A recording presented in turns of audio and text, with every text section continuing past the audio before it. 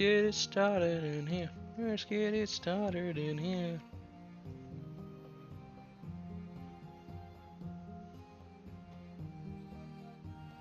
Right, and we're live.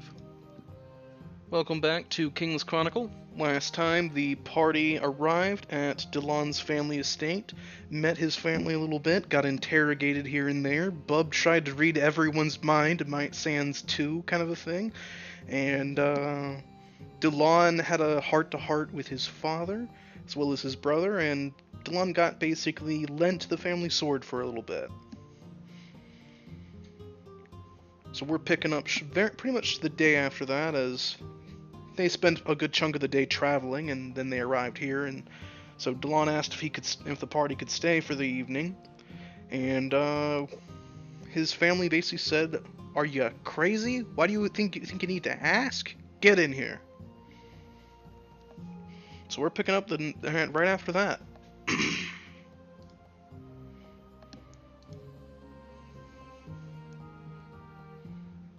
It's a party. It's currently pretty early in the morning. You're able to finish your morning routines and all that stuff.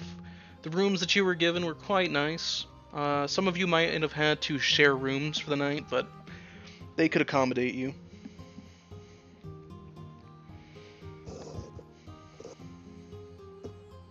It's fine. The couple slept outside. in the doggy house. They slept in the dog bins with the dogs, the hunting dogs. Snacks was just and Snacks I was don't just think Bub would care, honestly. No. Snacks Maybe, sleeps like- with the hunting dogs. he just waves to all of them. Hello, He hello. mounts it and rides into combat. Yeah. It's alrighty.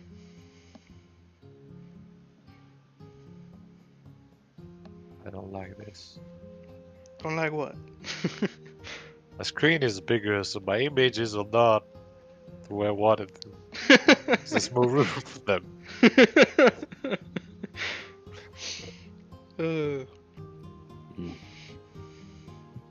Yeah. As you kind of wake up, you can hear some people kind of milling about down below. You can smell some decent breakfast food coming from down below as well.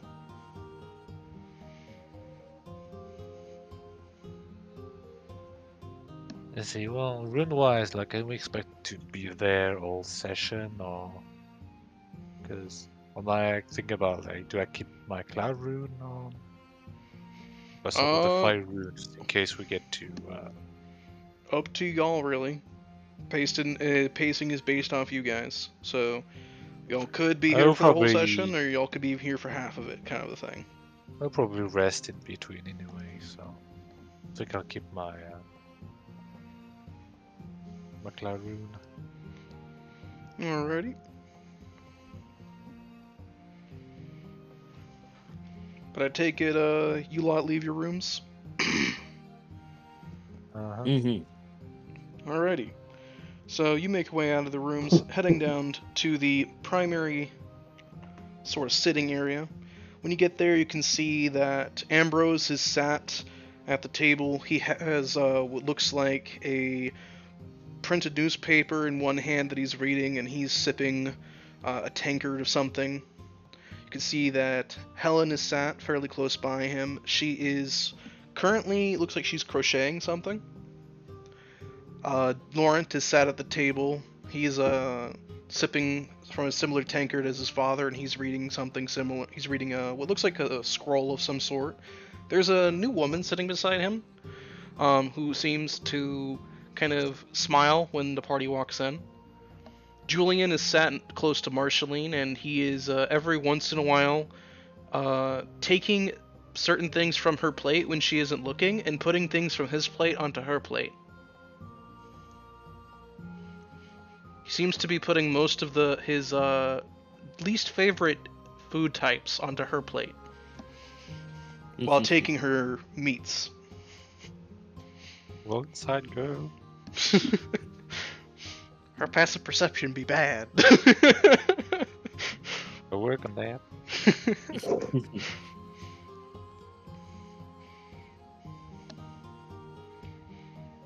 When you guys walk in, Helen looks up briefly and gives you a friendly nod.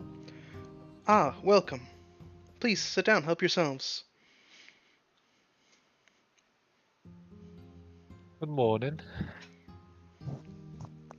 I'll hop up on the stool. If there's a stool. You see that a gray-haired, rather buxom elf comes over and like puts a stool for the two kobolds. It's a bloody elf. Yes. That's the image he chose. Yes. She's an old elf lady. Yeah, I'll just be like, hello. I'm Bub. You can't see her ears. I mean, you know. I don't see nothing. Some more earrings or whatever. Yeah. The carrot things on. And those are earrings. Old lady wearing King's Landing garb, kind of a thing. Mm-hmm. Big old nanny.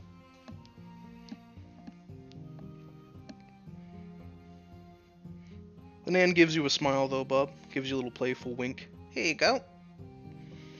She walks over to you, Delon, claps you on the shoulder. Come on, sit yourself down. It's great to see you again.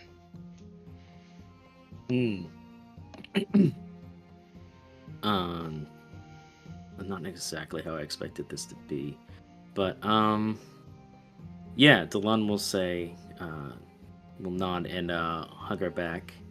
It's wonderful to see you as well.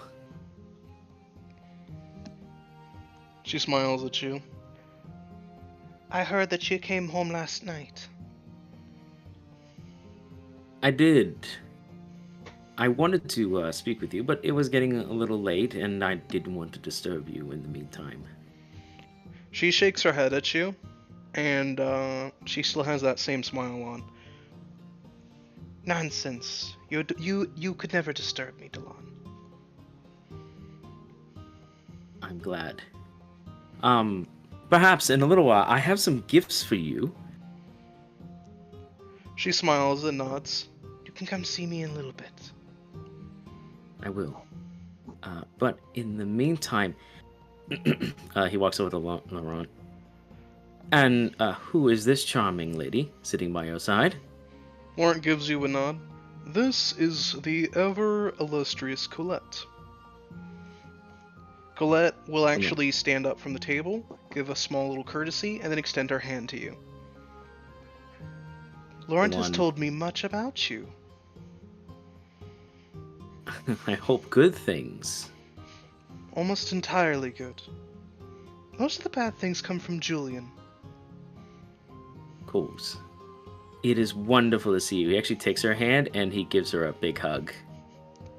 She seems a little caught off guard, but she does slowly give you a hug back. I told you he would do that. Colette just kind of nods.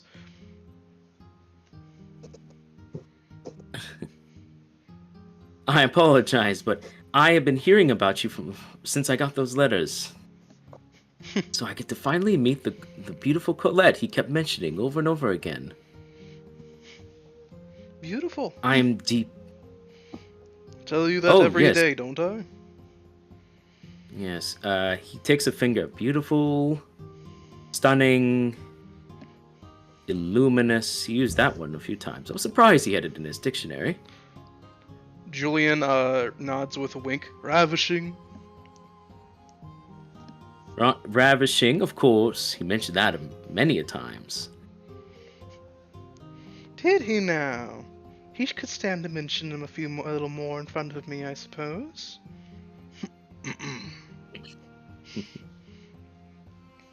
It's a pleasure to make your acquaintance, Delon, and company. Pardon my absence last night. I was a bit tired. Not at all. I'm just happy to meet you. And once again, I'm deeply sorry for not making your wedding. I was quite upset myself that I was unable to do so. She nods at you and gives you a little bit of a playful wink. It's quite alright. I'm quite over it by this point. The Ronaldian in me makes me want to hold it against you, but the Gloucester in me makes me want to forgive you. Truly, I did completely intend to go. I was just unavailable with choices. If I went above, Felicity and I could have made it to the Savage Lands, but there's a big wall there, and You see I as she didn't- suddenly kind of pokes your forehead. I'm teasing you. It's quite alright. if you're Bubby sure. sort of cackles at that. Well, if you're sure about it, well, then that's settled then. As long as you now understand, I will not consider it held against me. Nonsense. We're family. The only thing that could be held against you is if you dishonor the family. Which, from what Laurent has to say, you are by far the least likely of his siblings to do so. Hey! Now, Marcy, you're quite the rapscallion, an absolute debauched savage. We must teach you how to be a lady.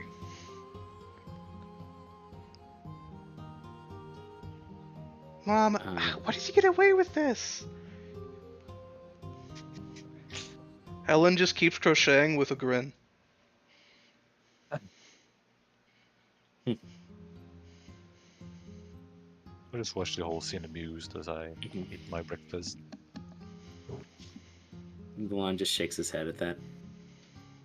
Julian, if you're not careful, Marceline will get the best of you. If only. At least then this back and forth would be infinitely more entertaining. If only she could pull the wool over my eyes once in a while. I'll pull something over your eyes, that's alright. I don't know, Marcy, violence is unbecoming of a lady. Insight? Insight. It'd be weird to cast guidance here, so I'm not. 21. Well, you got it anyways. So what are you inciting and who? Like, is this playful banter, or is there, like, some hard feelings here? It's mostly playful banter. The only one who has, like, some begrudgingment, like, genuine, is Marceline, but you feel like it's because she's the youngest. She's the kid. That makes sense. Okay. No further questions, Your Honor. I have lots of siblings. I get it. A lot of them died. Most They of the fell older into the ones. lava pit. Nature's a cruel, cruel mistress.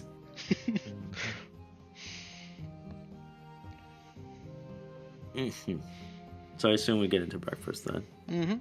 Breakfast is quite good. It's mostly consisting of what looks like some sort of freshly cooked deer with some potatoes and some fresh bread. Nice. Delon is also not wearing his armor right now. He's wearing his nice silk red stuff. Very nice. So he's just kind of bouncing.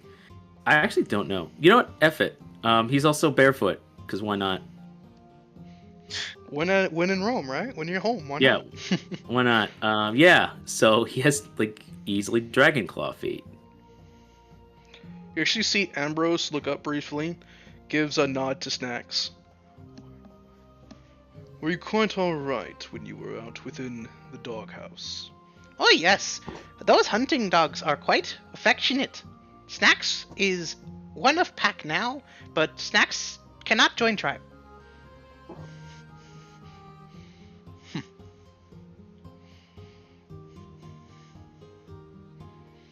You see, you see Eleanor kind of look over. Wait, Snacks slept outside? Of course. Kobolds sleep outside.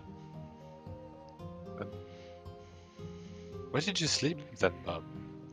You slept inside, right?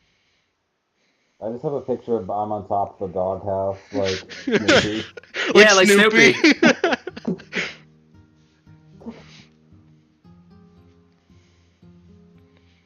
The was weather on is top of the fair. house.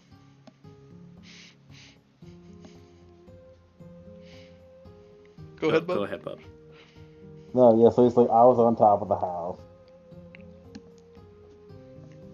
Eleanor just kind of shakes her head.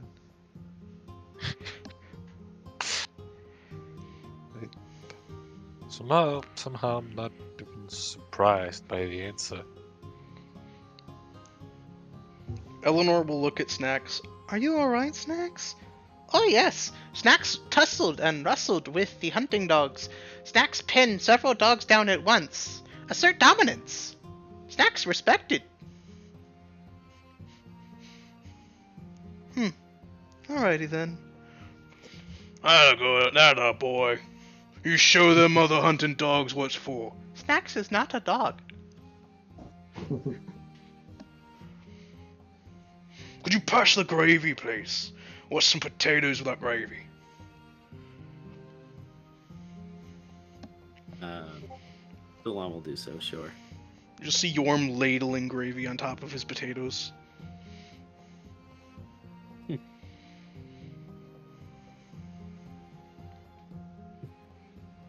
Just like Delon just shakes his head. Careful now, go straight to your arteries. Nonsense! I'm a dwarf. It'll just Hey, Bella, go just- straight into me muscles. Just look how thick Yorm is. Imagine his arteries. As big as your arm, Delon. We're not called hill dwarfs for nothing. Yeah, they're probably big, fat, pasture animals all the time. The cholesterol. I get enough omega-3 in my diet.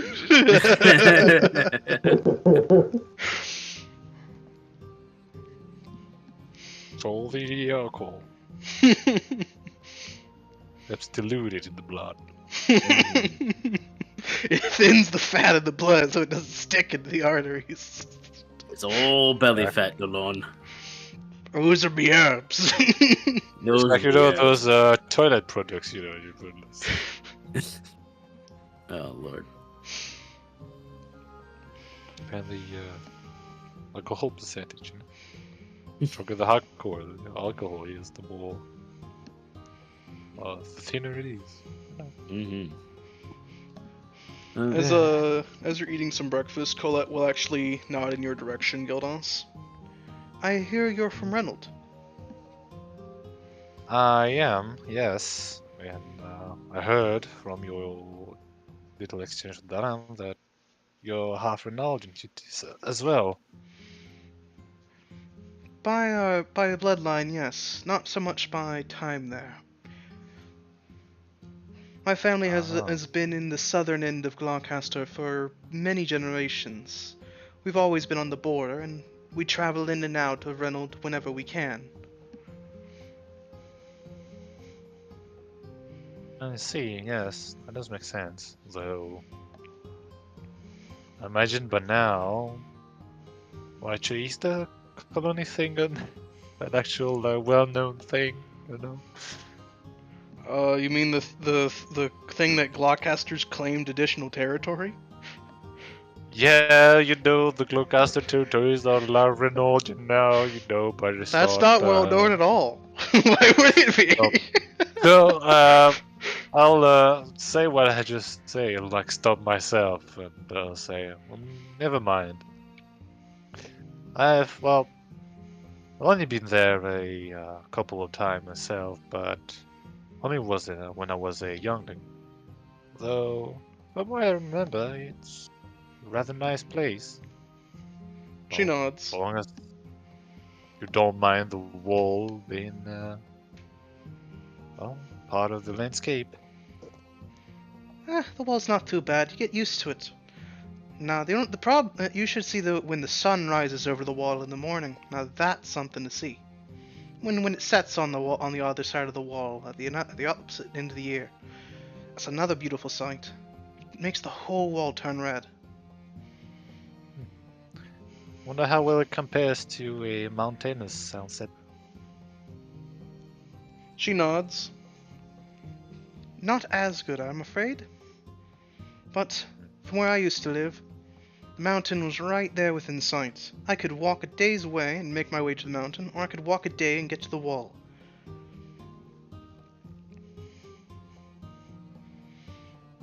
Colette used to be quite adventurous in her youth. Used to be. Just don't think that just because I've had one kid that I'll start slowing down. No. Once he's a boy, so he will have to he'll have a lot of energy, and therefore I must keep up with him. Aye, that's the Ronaldo blood. Good for the family. Oh, the family part, the adventurous part. Wonder just how much Ronaldo blood. Mm. That is just that. It's just half. But then again, you know, Warcaster and Renault are not too far apart, at least when it comes to us humans. Now, Warcaster dwarves and Renault dwarves, that's an entirely different matter. Oh, aye. Ain't that the truth?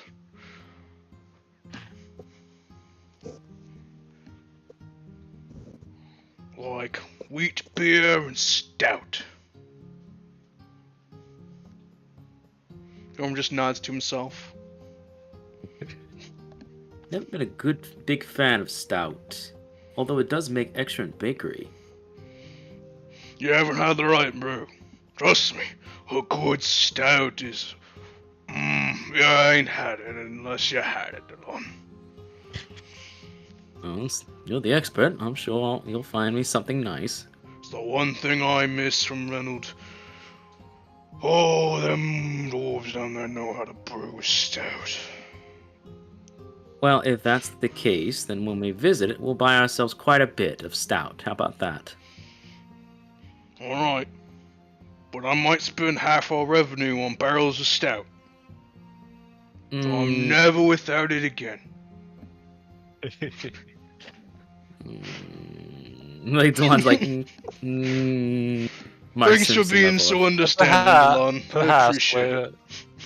Perhaps when we visit Reynolds, you may as well invest into a brewery so they can send you a barrel every month. Oh, yeah, so I can sample it. Make sure it's approved batches for selling. Good idea, Gildas. Especially if we're thinking of the tavern idea in Gloucester, wouldn't be a bad idea. I had to find suppliers.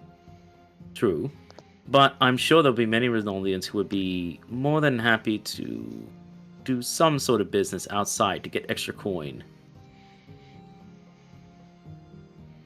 Oh, aye.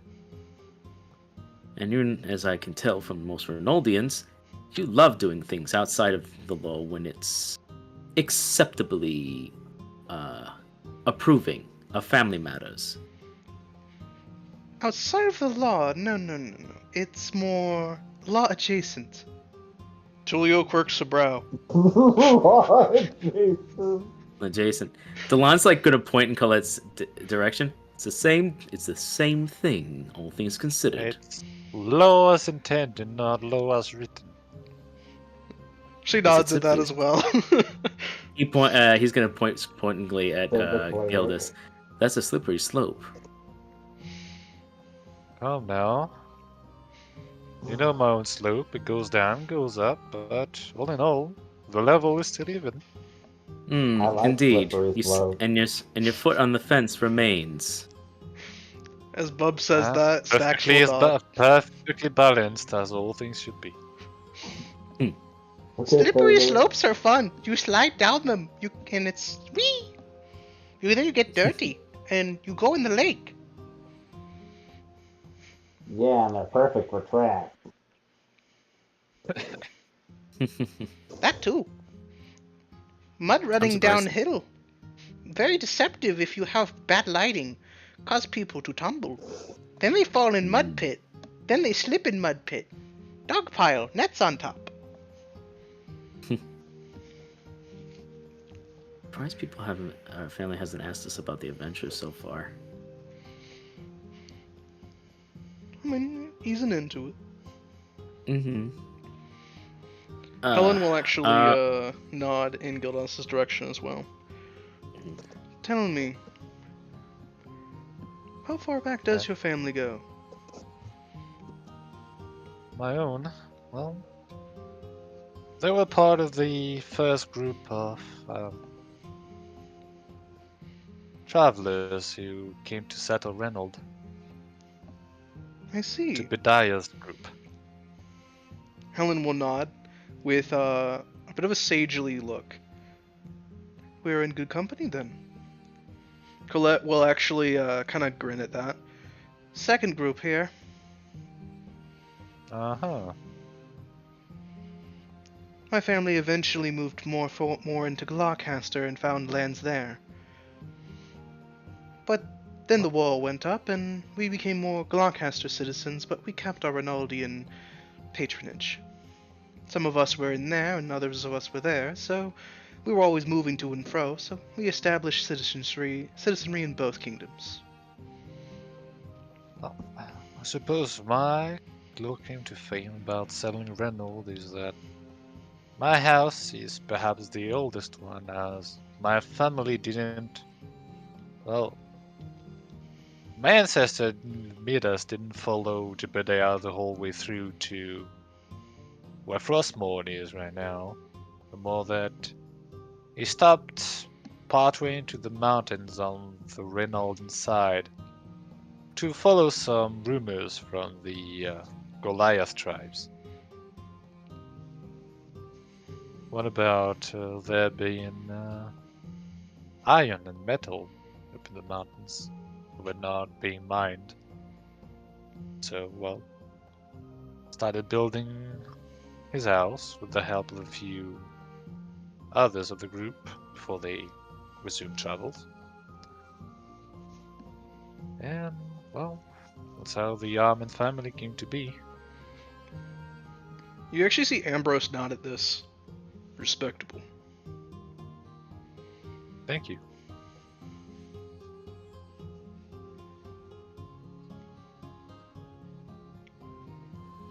Helen then looks to, she'll look to you, Bob.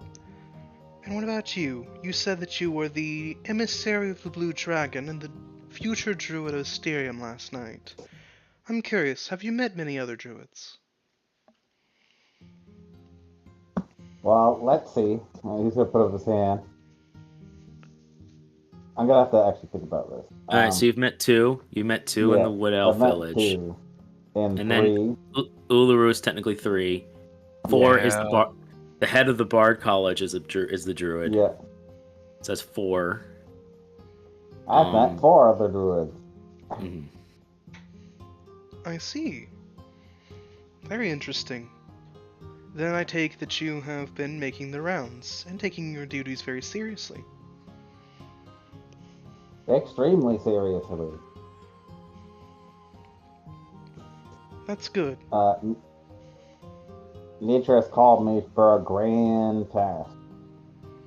It's been difficult, but very rewarding because I am rich. Helen will nod at you with a sagely smile.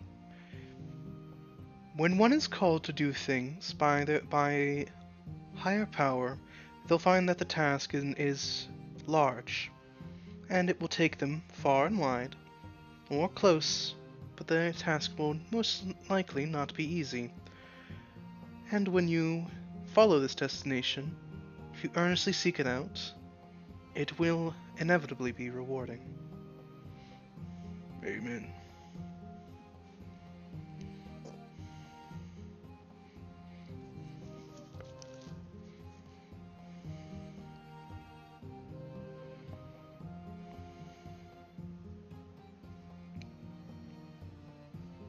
Well, that's right, if you put the work in. Helen nods at you.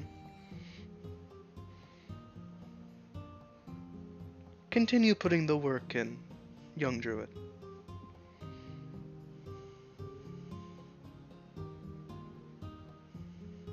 I will.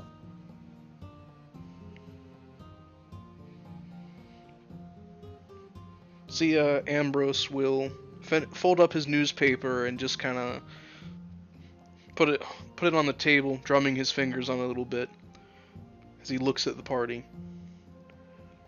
Where all of you been heading around with Delon? Delon tells me your travels were good, and that they've been good for him. Tell me what you've been up to. Well, at least half of our current group met in Mysterium, where, well, it really was the beginning of adventure. There we dealt with simple things, really. They're really the catalyst for our group coming together. At least Darlan, Bob, and I was a little raid on the merchant caravans by goblins. How we managed to deal with it, as well their ringleader, which, well, gave us some money to start their enterprise.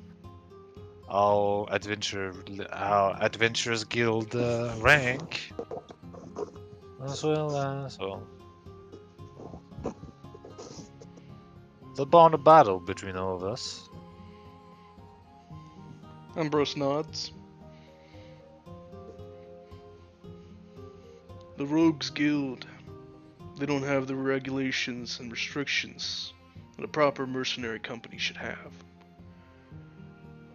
But I'll admit they do some things for the common people that mercenary companies would charge exorbitant fees for. Every once in a while you get earnest sorts working in the Rogues Guild.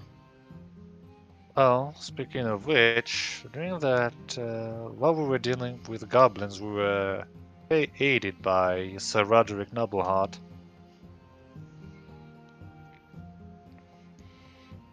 You actually see Helen kind of lean a little forward. Sir Roderick? Indeed. Is he still gallivanting around with the Rogues Guild? At the time he was, but after our findings in the cavern, well, the cave where we found the goblins, he went back to King's Landing, and since then, I think he's been busy with his duties for your kingdom, I believe. Ambrose will nod.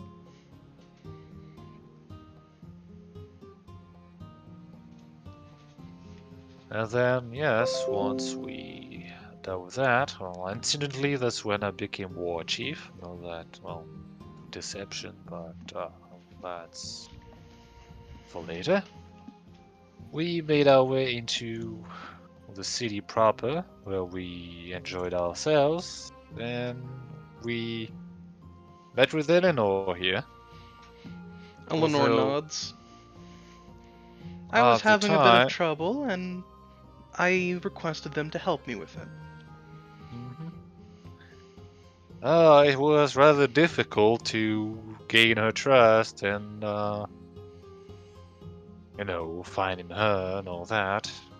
Well, convincing her family, convincing the king, and then once we managed to do all that, that's when we started as a caravan under her name and under my trading license. And from there, I believe did we travel to King's Landing first? Yes, I think we did. Yes. Went to King's Landing. Sure, well, briefly. Visited the Hall of Heroes, made some, did some work for the Adventurers Guild again. Dealt with the Fae. Well, someone had trouble, or some Fae trouble, and we ended up visiting this old house where pixies lived in. And, somehow we made friends with them, and ever since then, sometimes at night we've been receiving those chestnuts.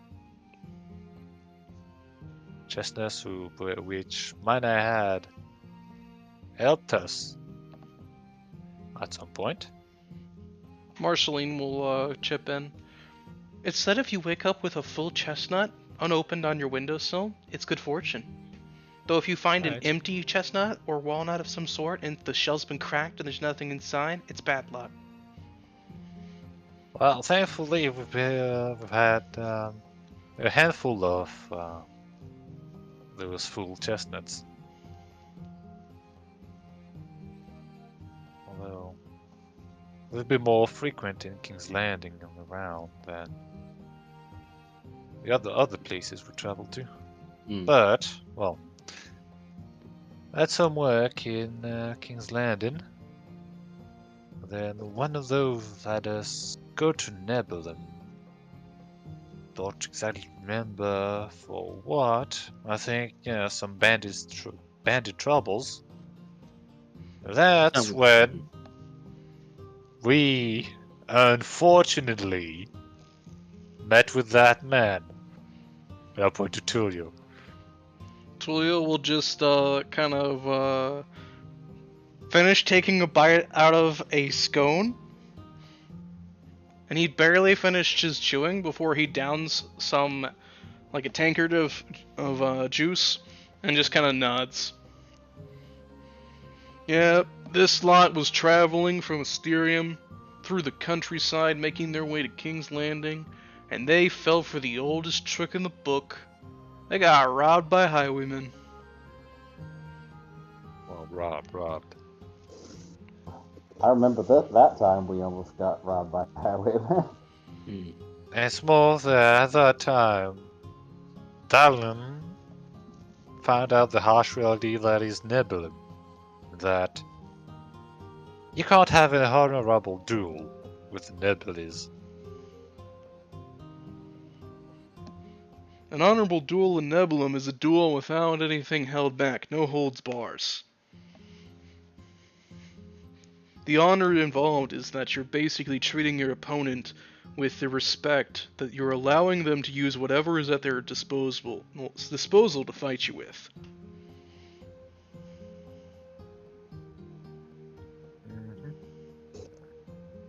With all due respect, at the time, I had considered the honor of the Nebulese. In doing so, I had wanted to have a fair duel, and I specifically asked that the bandit, since he is the leader, he threw in Mr. Montulio. At the time, I was more than willing to do so, as it was fair within ranks. I also dishandled them. I did not use my steed, so I was on foot. I thought this would be a more advantageous do so, get this over quickly, and then we move forward. And it was a fine enough duel at first. I was a bit rusty in some of my mannerisms. I've been traveling for some time, and some of my Templar skills were a bit rough, from what I recall. But it was when you started using techniques that were not fair, when I realized I had been tricked. And by that point, you went for the essential kill. It was one of the most mortifying experiences I ever experienced in my life. You see as Julian quirks a brow in Tulio's direction. Wait. From how you were speaking before, you implied that you were the leader of this bandit group. Were you just a hired gun? Oh, absolutely. I never said I owned the racket. Yeah, he was absolutely a hired gun. Never paid some money, so we'd get off our back the second time we went there to deal with the group itself. Tulio nods. Yeah, my duel with Delon started off more entertaining. I was willing to extend Delon the courtesy of an honorable duel, as I thought it would be more interesting. Sadly, my employer, on the other hand, gave me the nod, the signal. Which, much to my chagrin, well, he had my contract, so I had to listen. He wished to make an example of Delon. I did not take that kindly. I returned later. We defeated the bandits. And I took that man in handcuffs and handed him to the King's Landing and told him not to give him mercy. Tulio nods. Yep. Delon over here paid me exactly 51 gold. No, wait. 50 gold and a copper. 50 gold and a copper. And he So says that I might drinking look the other cooler. way. I mean, he bought my contract at that point. And this unfortunate man has owned my contract ever since. Wait. Forget the dwarven ale. Mm-hmm. Well, Dwarven Ale was that wasn't written down. It was just it was a little extra. That was like what I paid him of. Initially. Mm-hmm. Yeah.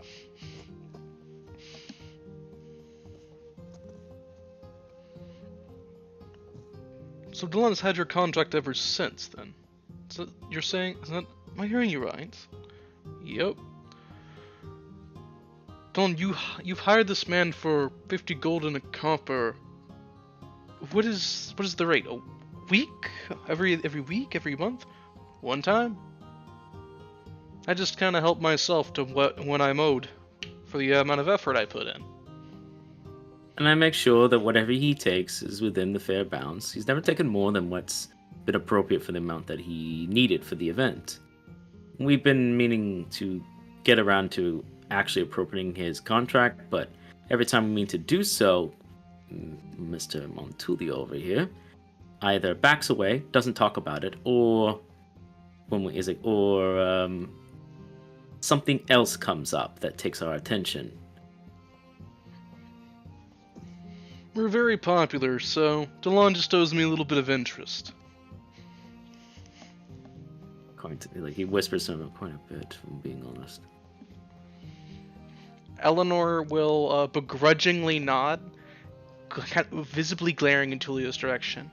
As much as it pains me to say it, getting Tulio for 50 gold and a copper was a steal.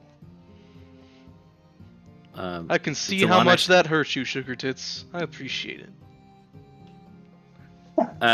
Delon's actually gonna raise up language at the table. Helen will nod. Yes, please. You can do such things amongst the lads. I've always said as much with Julian and others. But when there are women present, please keep such comments of profanity to yourself. Tulio just kind of sips some orange juice. Doesn't have any comment. But Delon will nod in Eleanor's direction. Yes, acquiring what he did was the undercommon term? Highway robbery. Well, that's actually very poor, since we actually got him from when he was doing a highway robbery. Yep, Delon's been rubbing me blind. Call it interest for the humiliation. Really, is it robbery if you're doing it willingly? Willingly being robbed. Willingly being robbed is still robbery. You're taking what's not theirs. Oh, yeah, right. You're just looking for insurance money then. Right. Trill will just grin and shrug. But after that incident, we cleared the pathways through the bandits and made our way to Gloucester. Making past Gloucester into the upper mountains. Before we did so, we met with for the second or third time I recall, a brown dragonborn named Haken. Hold on real quick. You said you cleared up that bandit problem? The embargo? Yes.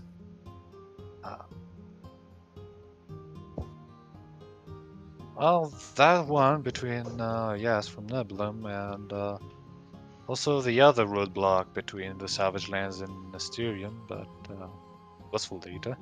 Mm-hmm.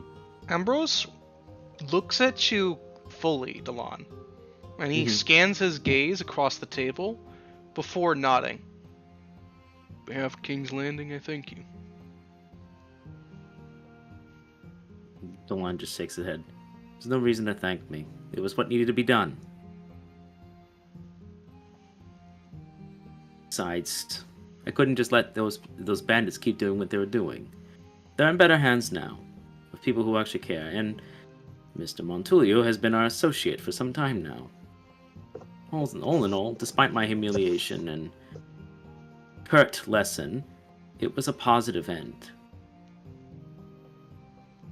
Except for the 4 fellows that passed during the fight. In any rate, we met with a brown dragonborn, a scholar named Harkin, who I'd met in Asterium, actually. And though I did not know it, we would later meet him many a times in our journey. But this was our second time, and this time, he asked if he could come along to Gloucester as he had something he needed doing in the Land of Monsters. And as did I needed to meet up and inform the Pearl Lady about the events of the Bandit Highway issue. You see, as Julian will nod, Harkin is a very interesting individual. Get him talking about certain topics of ideals, as well as ideas as a whole, and you can listen to him for hours. Helen will visibly frown. Harkin is a dangerous man with very dangerous beliefs, with unfounded wisdoms. But I will begrudgingly admit, as a member of the faith of Io, that much of his teachings are also good, but there are also many that are dangerous. I was unaware you spoke to him, Julian. Huh. I forgot to mention it.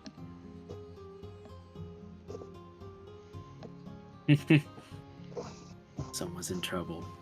Shut up, no, I'm not. In any case, we moved forward on the Gloucester, and that's where we met a good friend, Yorm, who was ranging up there. Mm-hmm. I was ranging real good. One of the best, really. Saw us trudging through his forest and asked what we were doing. When we explained the situation, immediately dropped his guard and decided to escort us to the border. And that's where we met up with a certain issue. There were these bears that were... Oh, speaking of bears, we almost forgot. Remember the owl bear? Right. Barry, was it? Yes, he named himself Barry. Eleanor nods, Right. but she has like a bewildered look on her face. I still don't know why a creature with such a high intelligence would name itself such a thing. Perhaps out of amusement. He seemed very amused with himself. Marceline tilts her head. Barry? What? A bear? Owlbear? Intelligent? Big Yeah, name. sorry. This was when we were still in Asterium. We forgot to mention, we did a lot of chores, or we went to the College of Asterium for a time. That's where Eleanor went to do some extra classes, finish things up before she left, and prepare herself for the journey. Well, we met the Blue Dragon as well for the first time. Indeed. Along the way, we had to deal with a couple of creatures. One was a crystalline creature, which is actually where we met Snacks. They were rushing towards this big crystal minotaur that had killed over 30 kobolds. They were going to die. Snacks saved them. And they stole Snacks' kill as thanks. Very ungrateful. The last scratches his head. Actually, I think, if I remember correctly, I made this bandit out of its body. I'll point to Eleanor's. Eleanor will nod. Yes, the crystals were suffused with magic. What made it very difficult to fight. I got hit pretty hard, launched right off the horse. They all charge it like weirdos. Get into melee with giant hulking crystal minotaur. Is bad hunting. They should lead it. Now, Snacks. It was a sound plan. I mean, we got it. we got out of the fight with minimal casualties. Yes, Hmm. but only 'cause Snax was there. If anything, well, more trouble dealing with the gelatinous dragon that allowed us to enter the college at the first place. Mm-hmm. Um. Ambrose raises one of his big gray bushy eyebrows. Gelatinous dragon. Ah, Well, yes. Yeah, that one. Go ahead. well, gelatinous, more like, well, you do know oozes, right? He nods. Well, it was essentially a magical construct made of ooze and dragon bones. Though I'm not sure if those were real dragon bones or not. Seem more But like Drake bones, right, honestly. either or. But the result was all the same. An ooze dragon. Was it the dwarf wizard who made this actually, Marshall? Yeah, It it was the was. dwarf wizard. It was. It actually was. And- Yeah. Forgive me, Yorm, for speaking those two words. The stable, the sour, but this very same dragon was made by a dwarven wizard. I've lost my appetite. You actually see Yorb like put a sausage, like a piece of bacon down, and push the plate away. Dwarf wizard. Bah. Ain't right.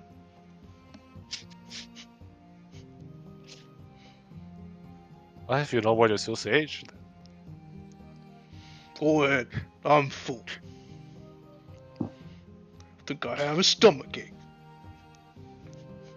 well, if you want some help with that, I have two clerics at the table. It's a stomachache caused by the spirit. You'd think a cleric would be able to help. Yes, good. Not with that. Ah, well, All things considered, we dealt with the oozed Drake and proved that it was a failed experimentation. But along with all these lists of different items, we also did some studying. I learned a few things. I learned magic, my first magic spell from the college.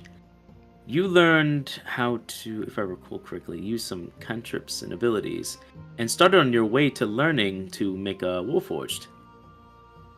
right. Well, by the time we enrolled in the college, I was still new. Well, I was still neophyte as a cleric. After all, it hadn't been a few weeks since I turned into one. So my spell casting was still pretty rough. But I thought perhaps if I took some classes, could help with that. So I ended up taking a conjuration class. After all, conjuration is, well, in a sense, you make something out of magic, and making things was my forte. So I took a few classes, didn't really manage to succeed in anything at first, until we came around the second time, and with the goddess Io's knowledge inside of me, I managed to graduate and make Iolos. Though, first time around I tried to make a warforged, a golden one. I took a pretty solid hit from it. Hmm. I believe Bob as well took some classes. He took quite a few, if I recall. Up Right. many nights. I've taken many classes. On What top of- class are you talking about? On top of working with the kobolds. Yeah, you did a bunch of jobs. Mm-hmm. Yep. It's like, you're going to have to be more specific. Yeah. Honestly, I don't remember all of it that happened because it's such a while ago. You just But- see Only- Snacks nodding like several times. like pointing at Bob. Boss man went to college, graduated.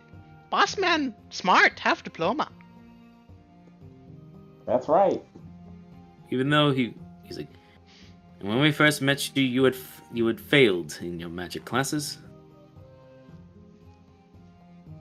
Yeah, that was a long time ago. Mm-hmm. In any case, with the last things we did as we were leaving, there was a request during the countryside that there was an owlbear causing concerns. He had taken some of the homes and made it for himself, so we went to meet it. Couldn't find it, but we found that rudimentary traps had been set up, and a shelter had been made. And then the owlbear showed up while we were lying in wait, and after throwing a bit of a spell at it, it cried back and told it not to do so. Hold on, because we're at this barn from multiple sides, right? Try to sneak past. But the unbelievable thing, before we even knew what the old bear was up to, was all about, that the bear shushed me. Just Eleanor. Well, Eleanor, right. Regina said Eleanor. Yeah. Bear shushed Eleanor. It's like, can you even imagine that? Just the bear knows we're here, looks at us, and does that. I mean, Eleanor just kind of shakes her head in bewilderment. It was still to this day one of the strangest things I've seen. An owlbear just raising its claw to its beak and going, shush.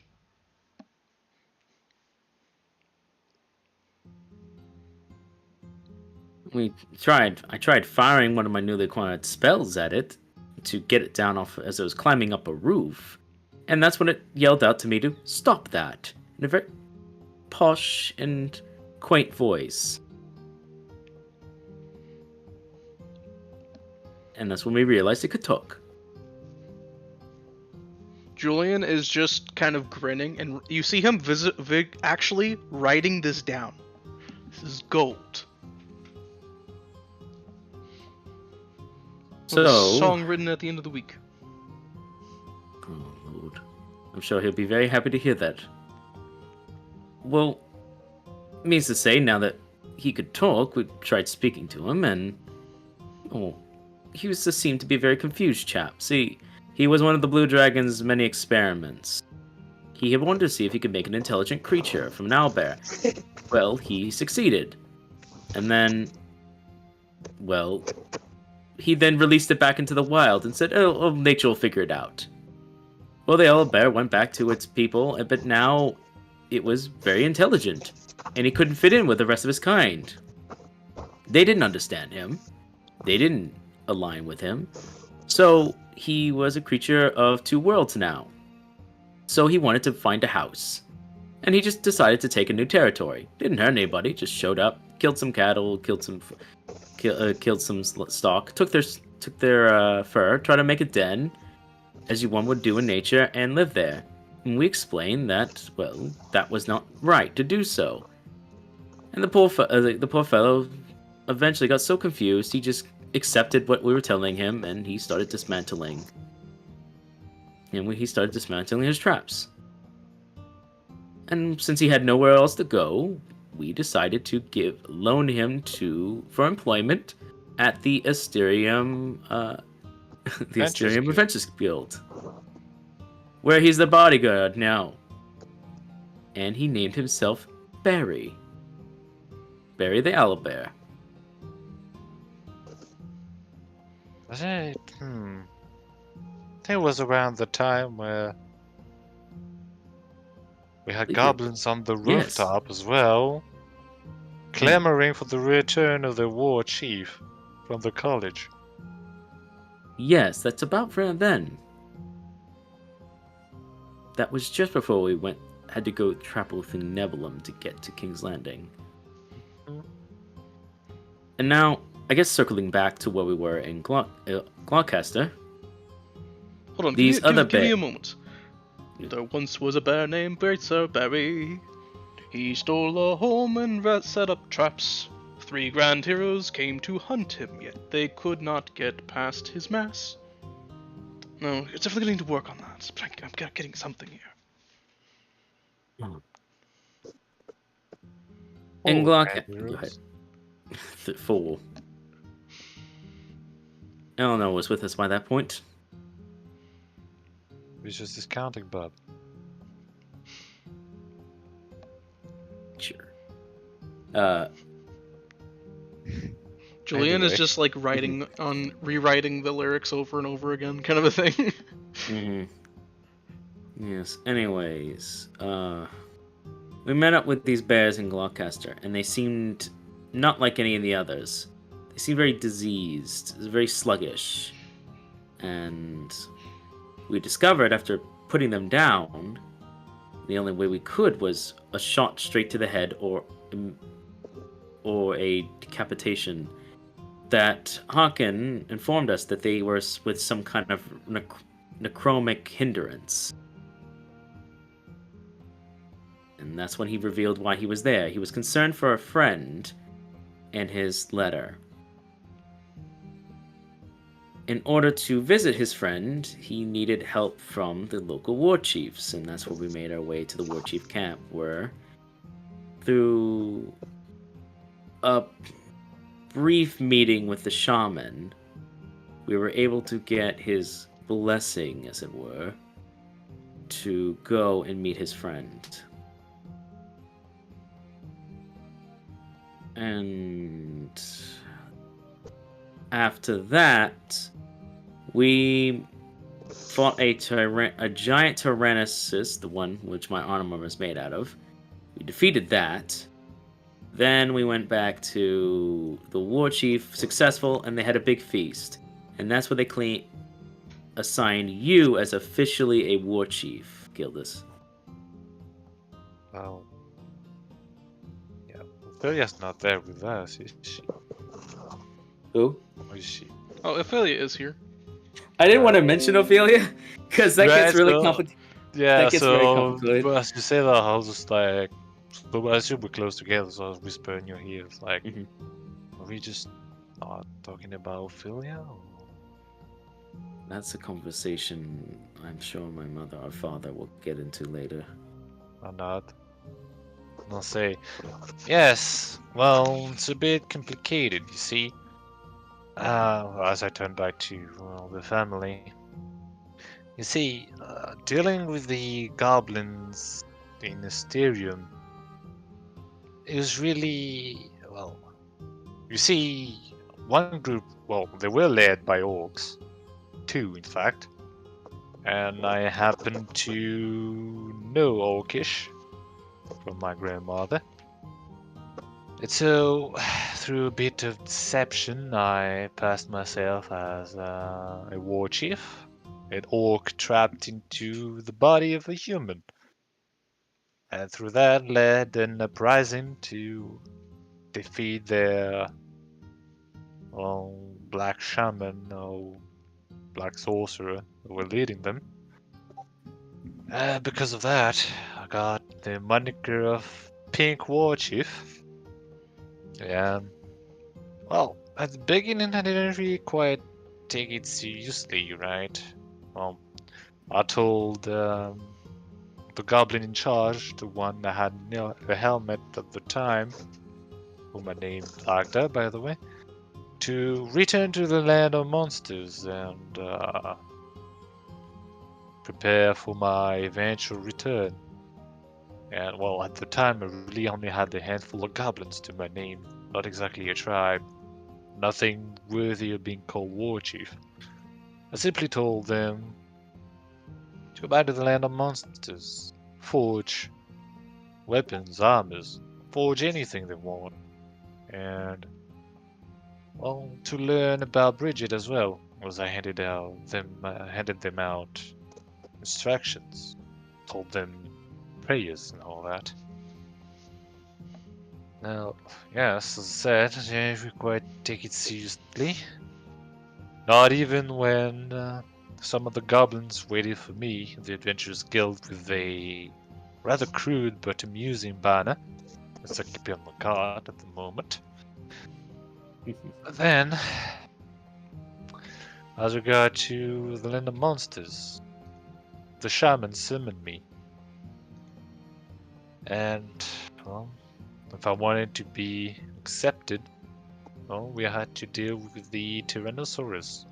Then, once we had, a feast was ordered, and I was invited to a war council of sort.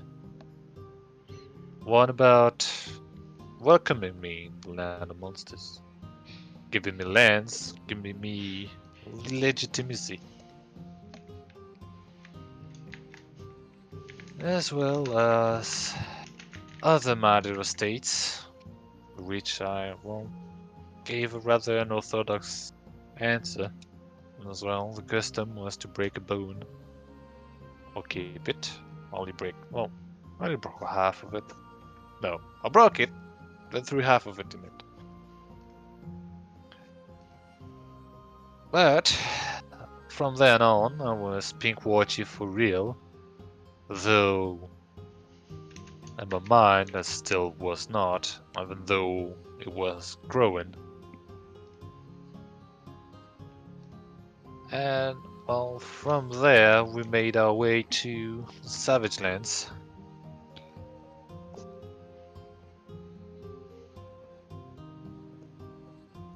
Well, at the time I had received a communication from the Lady Bridget, one about a temple deep within the Savage Lands that sheltered a lost artifact of hers, one I'm wearing at the moment. And well, that as well, we took the opportunity to visit the different elven tribes.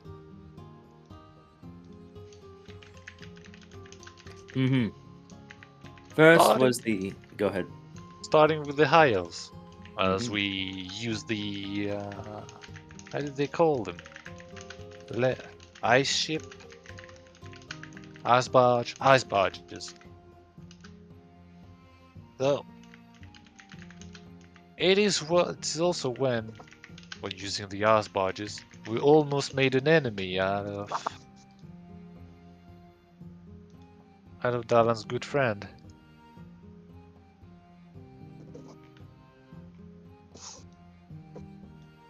You see as Ambrose raises a brow. Enemy of who? Hold on, okay. Who are you referring to? Tulio? Harkin? Was your bone dragon ass? Harkin. Yeah, Harkin. Harkin. Wait, he's here too. No, he's he's right. not. He's not here at the moment. Okay, thank you. Gildas is just I've mentioning been here Harkin. my whole life. The Harkin's like, I'm actually your real father. Everyone sees Harkin except for Delad's family. The party can see him except for Delad's family. That's what Harkin's like the boogeyman. He's always there. He won't leave us alone. Delon, I'm not real. You have to let me go, Delad. You have to let me go. That's what you think, Harkin. I died 30 years ago, Delad. You have to let me go. I died in Nastir. Was absorbed by the ruse. I'm a perverted as a servant of Io. You gotta let it go, son. Are you repressed side? Jesus. With manifest. I am what you dare not speak out loud. What you think but do not say. What you wish but do not act. It is me, Harkin.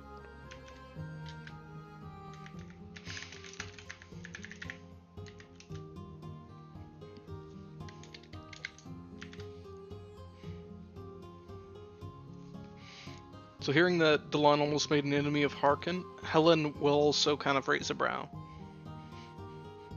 What happened? Well, when I met with the Pearl Lady, I informed her about certain things, and she thanked me and informed about other things happening at the time. And that's how I learned more about the mountain pass issues, and she asked me to look into it, along with a few other things. And on a personal quest, she asked me to look into something very specific. Something I didn't realize would have such a foreboding aspect until much later in my journey, but... Well, Harkin was the most knowledgeable man I knew, and we were on friendly terms at this point. And so I asked him, just out of pure curiosity, if he had ever heard about Sovereign. And that's when he got very quiet, and very untrusting. Almost so that I almost missed it. Helen will nod slowly. Sovereign's a bitter topic for many. Almost nothing of joy can really be mentioned when talking of Sovereign now, so most choose not to talk about it. With He Harkin, got it's a bit different. distrusting, though. He knows something. I soon learned what it was later. Not now, but knowing what I do now, I understand why he'd be so distrusting. Honestly, though, at the time, I think my pure earnesty in my curiosity saved me. It was so much so that he soon dropped his suspicion, but he was quiet for the rest of the journey. At least until we dropped him off. But I didn't press any further, and he didn't push back any further either. Soon after that stillful comment, we made our way to the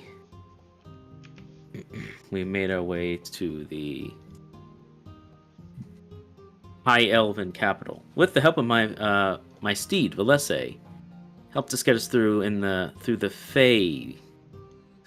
bit of the Fey. What's it? What is it, Eleanor? What was it called again? The Feywild? No, the people, the High Elves have a very specific name for it. It's that connector that leads into the High Elven city. Some sort of bastion. There is the Sancta Glade, but that's different. Right. Thought we came through the Sancta Glade to go through. It was an approach through the back door. In any case, Be more accurate to say that they found us in the glade. yes, That's how we were allowed into the High Elven city. which wasn't easy, mind you. Oh, considering it's supposed to be invisible and has a barrier around it. And had Eleanor's information not been correct, never would have found it. And had Eleanor not persuaded them into opening their doors, we never would have entered.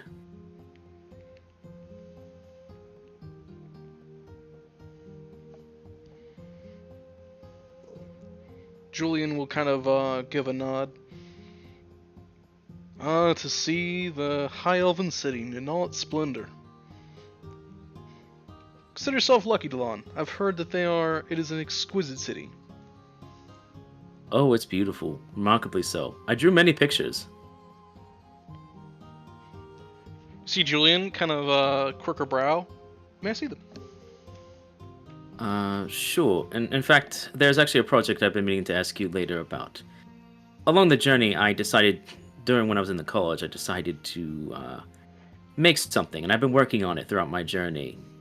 But I'll talk more about it later, if you're interested.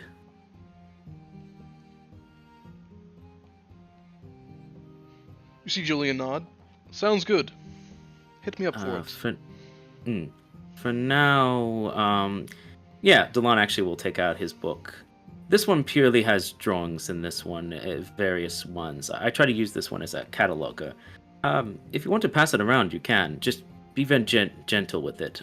It's treated pages, but you can't be too careful.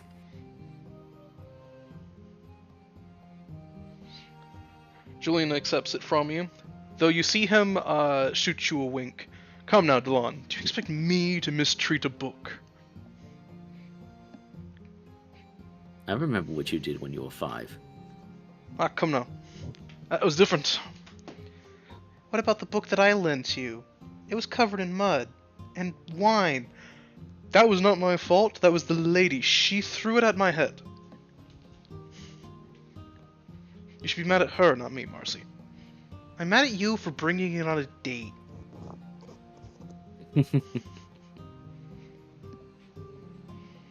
I Well- replaced it, didn't I?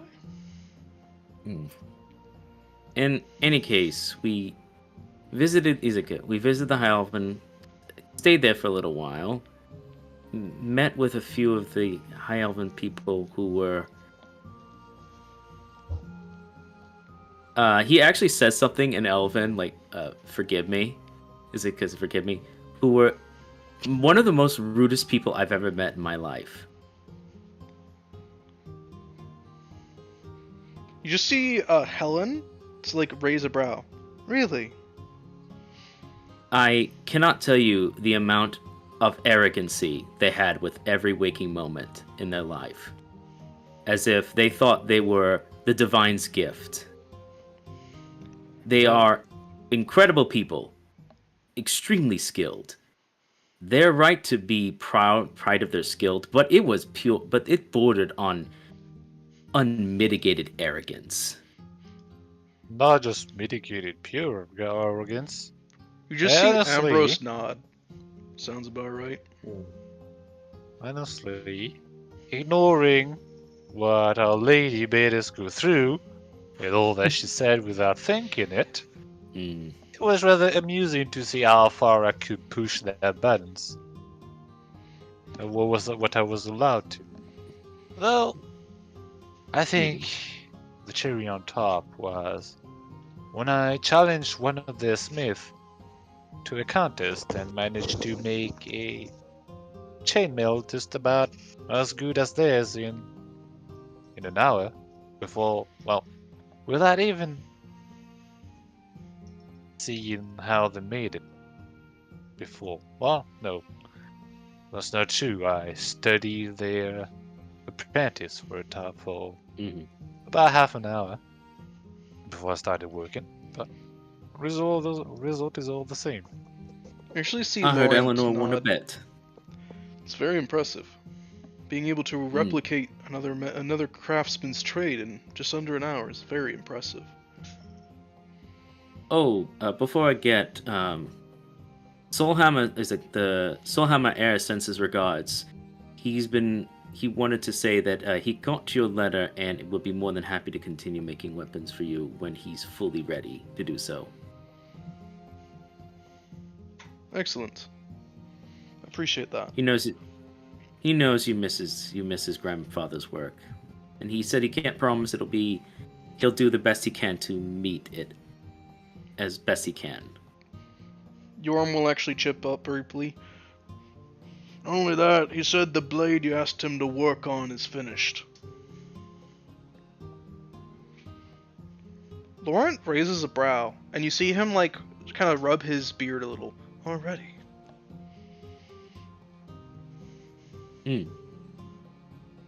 That's what he informed me, I think. Good to know. But yes, it was quite the sight to see Gildas complete his work, and do so with the same level of talent in half the time. Eleanor won quite the bet with that. Eleanor nods. It was a calculated risk, but we stood to win more than we lost if we succeeded, and I had faith in Gildas. And Ah, we the gained a only- contract. The issue, however, is your other bet later that night that will almost blacklisted you out of your compatriots. Mm. Oh, was your music as well? You know, dueling Dallin, putting on the show. Yes, that part. We put on a show for a bunch of high elven nobles.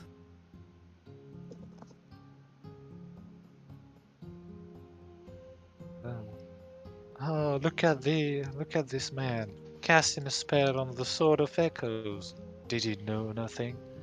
Like, my good people, I know exactly what I'm facing. Why do you think I cast that spell? Indeed. Delon actually will take out his Sword of Echoes.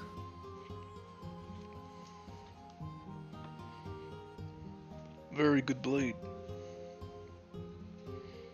Yes, it was made. Surprisingly enough, it was the reward of that bandit, the head bandit that Montulio was working for. He didn't even know what he had. Displayed his proper history. Wood Elven made, High Elven enchanted. It's a beautiful work of art.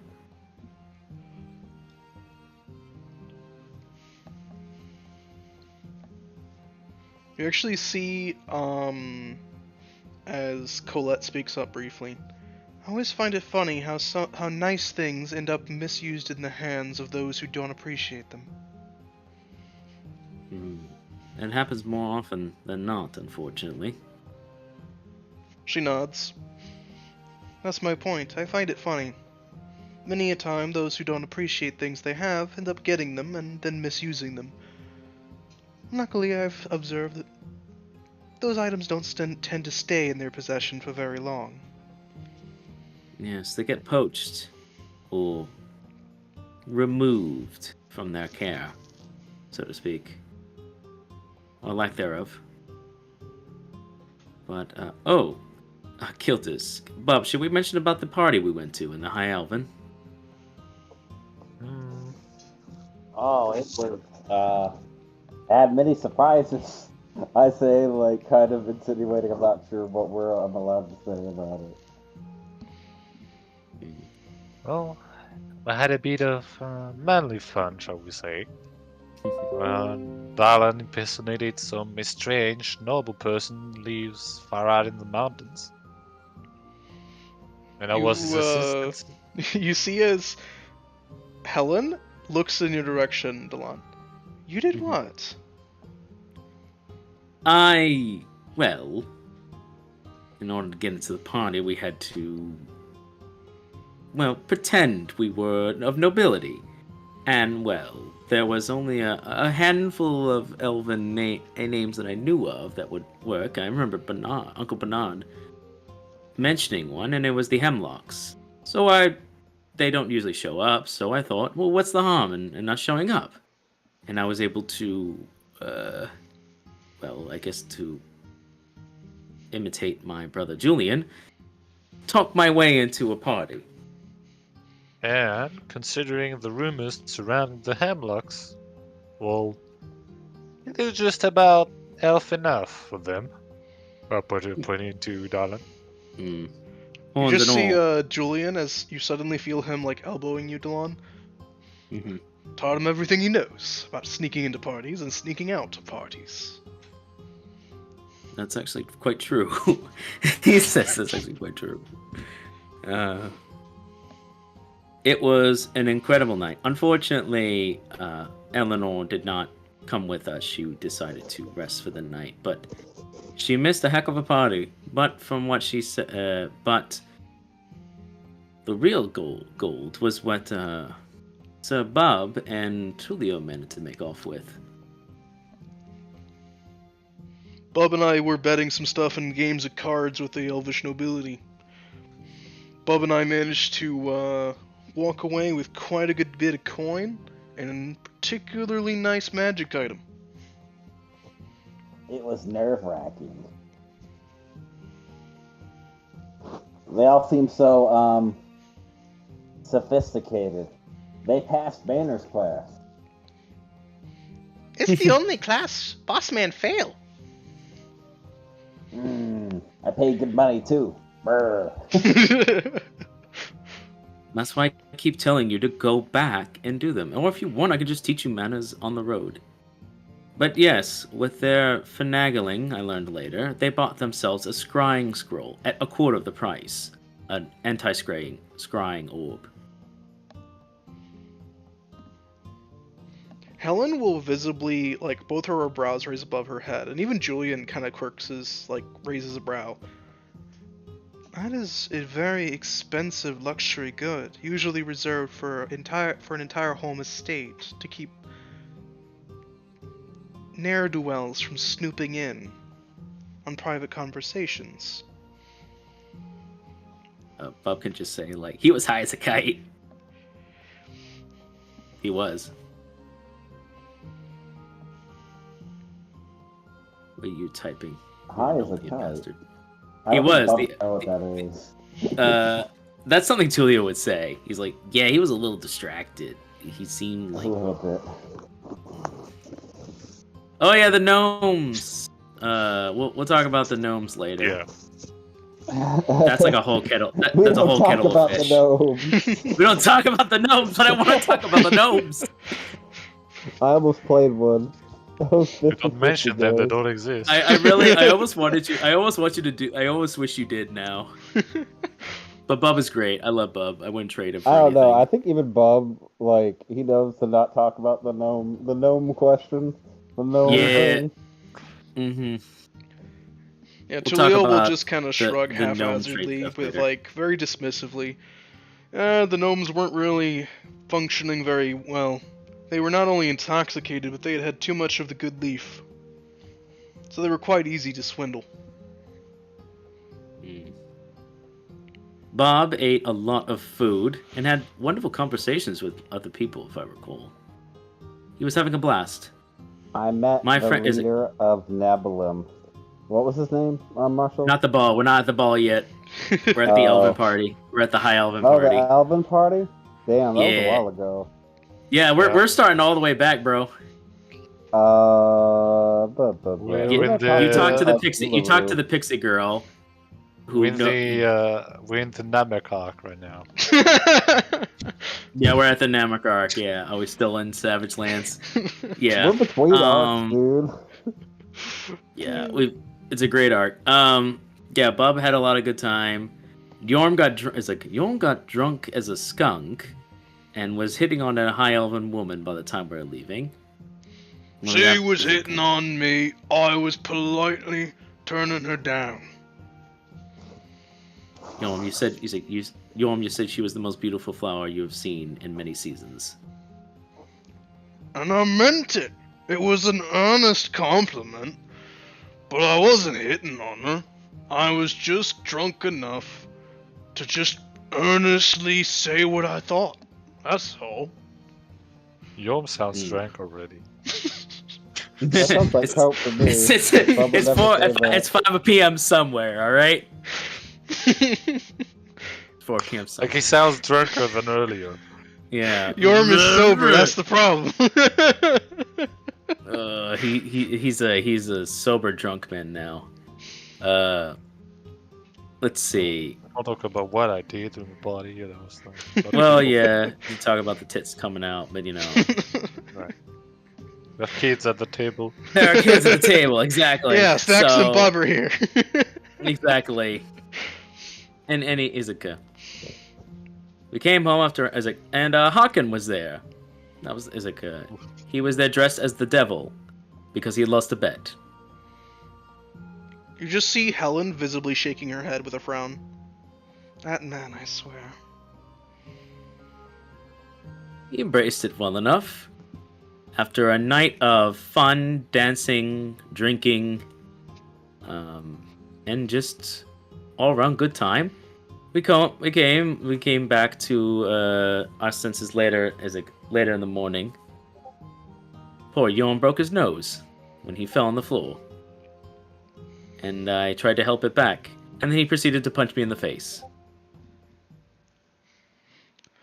Like I told you, Delon, dwarvish reflexes. It's just superior. Kicks in automatically. Not everybody has them. Just the dwarves. Yes. Well, next time you could have informed me about your incredible reflexes, Sir Mountainborn. I already have. I don't need to again. But Yes. I'll remind you next time. Good. After that, we were able to acquire some goods before we left, and myself and Ophelia at the time spent quite a bit at the Elven Library, the High Elven Library, looking at the looking at many of their works. So thank goodness I knew how to read Elvish, or else it would have all been... They wouldn't have been able to read almost anything. I know, right? Ah, Yeah. yes, you were tutored by Ophelia, right? Right. I wanted to read a little bit as well. And lo and behold, as I entered the library, nothing written in common. Helen raises a Not even brow. Nothing? nothing at all. Not I one had- word, Mother.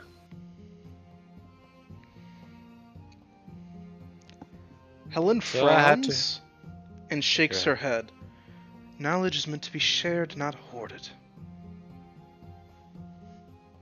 Well, I suppose the way they looked at it is, if you were worthy enough to know the Elven tongue and then language, then you were worthy enough to then acquire what they had at hand. I don't Well- agree with that method, but I can understand their cultural look at it. Well, thankfully, I had been starting to learn, being taught Elvish for some time, so there was still some words I could read, but I still had to have Ophelia read me the books I needed to.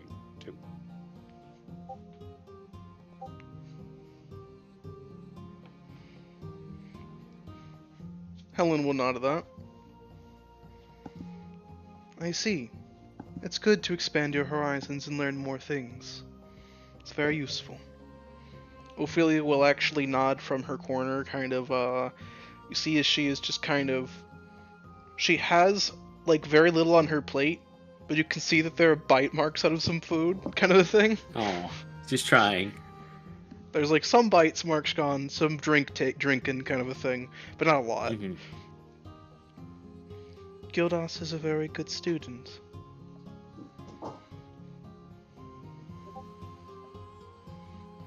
Many of them are. They ask questions and I answer them. Sometimes they ask for more details and I teach them what I can. Helen nods a bit slowly. I see. Weren't you from the land of monsters? Isn't that what you said last night, Alon? Yet you did not say how you met her. How we've met of her ladyship is a bit difficult and requires more detail. Suffice to say, she's a very private woman, and I would not want to speak on her behalf. You see Ophelia raise a hand, and she just nods in Helen's direction. They rescued me from the den of the Tyrannosaurus Rex.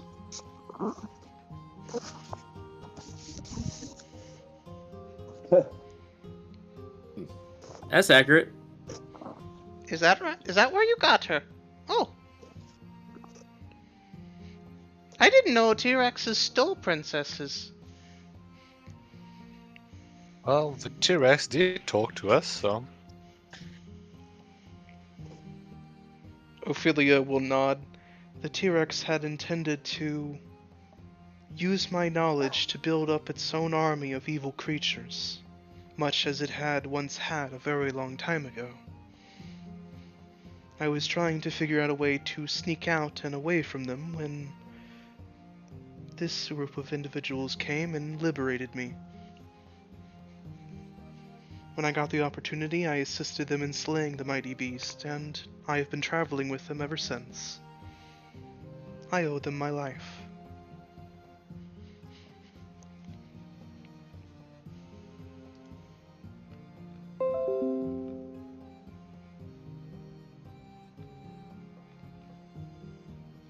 Mm.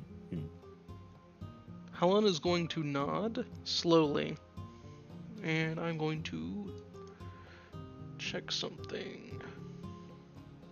Roll deception. Pretty much. I love this. Is like a clip show. We're just going through what we've done. Yeah. As your 30 recap, days so later. Like, that's a lot of stories we could tell. we're saving the budget. Yeah.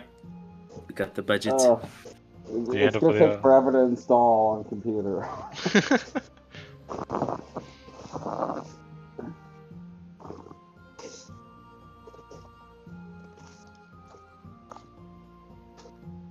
well, I can't guidance her because Helen will see that, but if she fails, I can cloud rune. I think it's subtle enough. Get past. No, she fails. Let's see. I'm trying to see something at the moment. Let's see.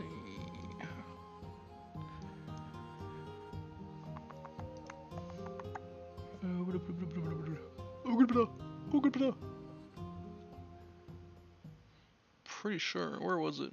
It was this one, maybe. Speed read. Cause I haven't put it fully on the sheet yet. Cause I'm a lazy fuck. Yeah, this is the kind of GM we put up with. Procrastination. No Well, fret, now, GM like 4 supremacy. fucking years with them. Okay, her deception is kind of okay. So it should be that, I think.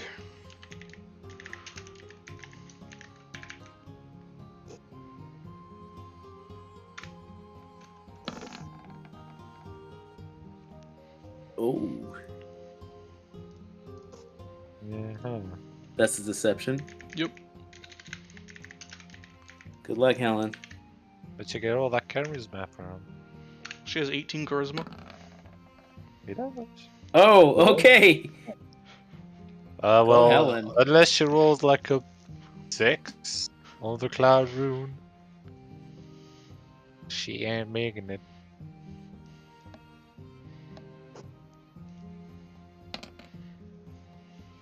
She ain't making it.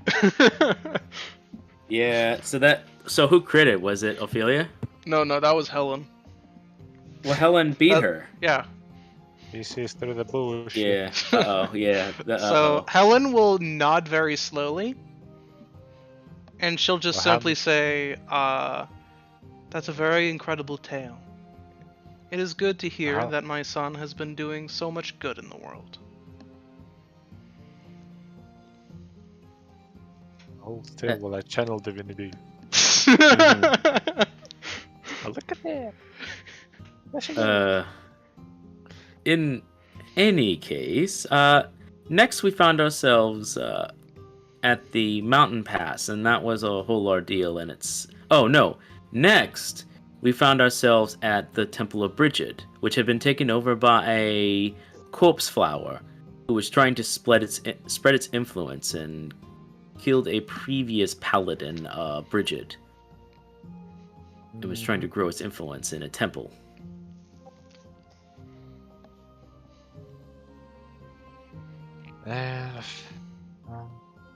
Well, we're in the temple. Cleansing of the temple. Well, there were 3 parts to it. The main temple, the northern part and south part. The northern part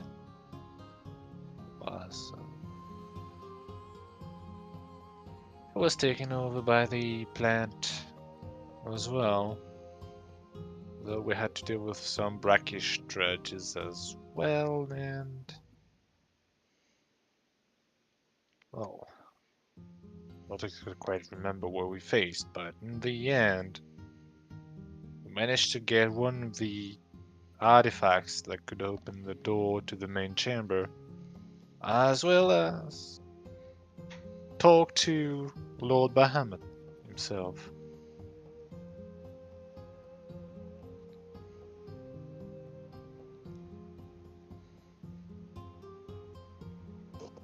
You pin drop.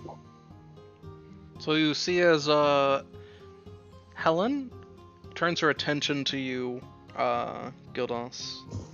You spoke to Lord Bahamut and Lady Tiamat? I have not mentioned Tiamat, but well, no, we have not. We didn't speak with her, right? Bub did. just nods did. emphatically. Bub at was both the only one who statements. spoke with Tiamat. Right. Tiamat did Rocking not back wait and for the forth. rest of us, that frigid bitch. Right. Well, we've spoken with Lord Bahamut, yes, but only Bob got the chance to speak with Lady Tiamat. Being a moon druid and all. That's right. I see. Well, tell me of your experiences with Bahamut. Bahamut's a good deity. Indeed he is. Well, he showed up as one of his avatars, though his power in that place was rather diminished, so could only spare a few minutes with us, but as thanks, well, freeing his little artifacts from the scourge, we're allowed to ask a question. To ask something of him. Now, what did I ask of him? What did I? Yeah, I think it was like the first time I found about the soul hammers from him, if I remember correctly. What the hell is that kind of cursor? There we go. We're Dragon Ball, missing page. No. I think you asked him about smithing holy weapons. And I think Bahamut told you of the Forge Masters Yeah. of the King of King's Landing would know the way, kind of a thing. Right, yeah, no, that's what, yeah, he talked about. So I'll say, at the time, I had made up my mind that since I was traveling, so I was getting stronger, and I was a cleric of the Forge Goddess, that I made it my mission to eventually craft divine artifacts of my own. However, I had no idea where to start. So I asked Lord Bahamut about it, and he pointed me to the Soulhammer family. That's my start. Helen will nod. Your questions to Bahamut can be kept within yourselves and him if you wish.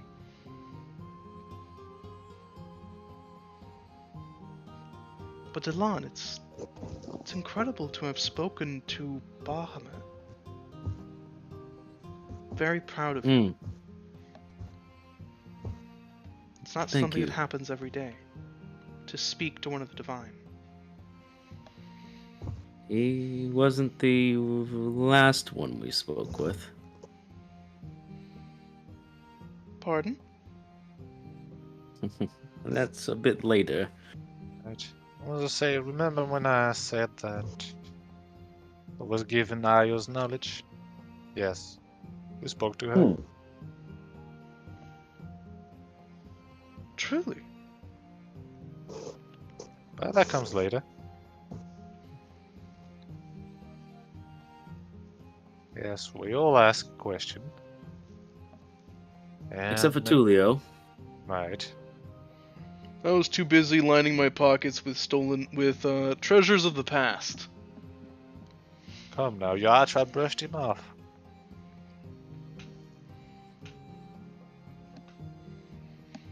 Look, Yeah, well. y'all were the ones that were going out of your way to find and activate some magic sigils. I was making sure that our loot that we spent a lot of our efforts to get wasn't gonna up and walk away. The little legs, right? Can never be too careful. There was a white crawling around. You never know where those fey creatures could come in and take it. Likely story, Tulio. Likely story.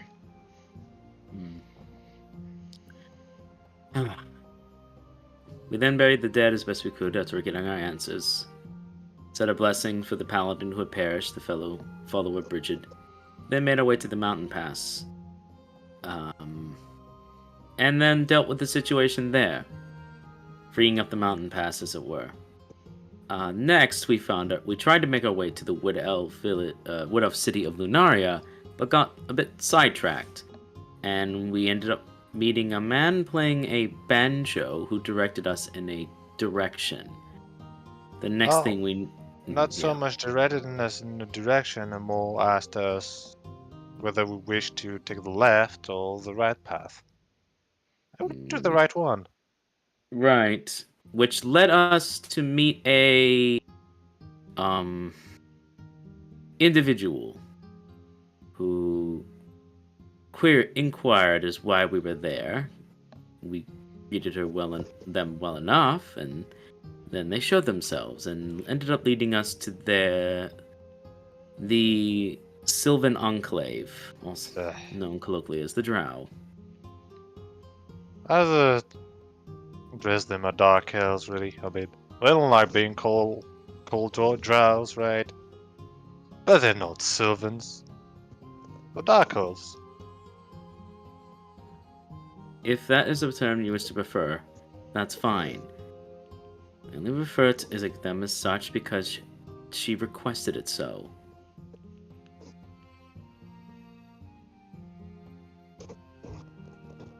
They all say they're Sylvans. The Dark Elves, as it were. We met up with their people, and we spent quite a bit of time there. That's where we met up with the we met up with the druid named Uluru, the seer, who, although blind, had many skillful powers, the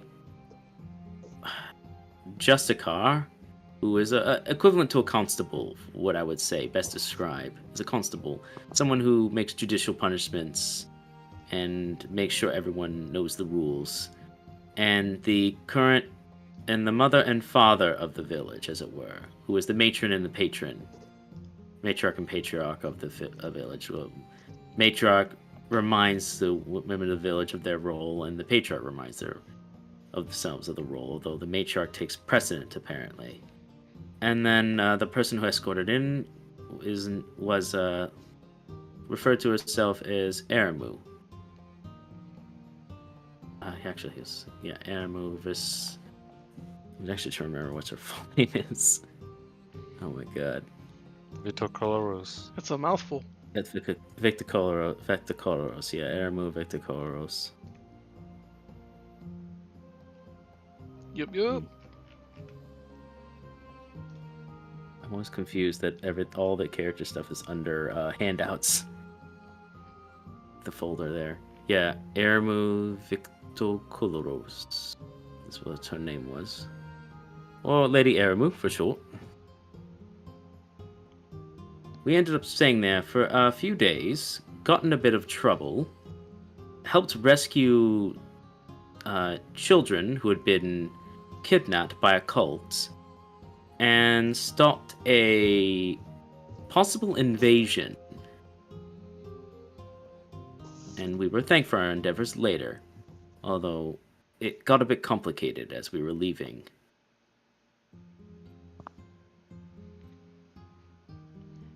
I see.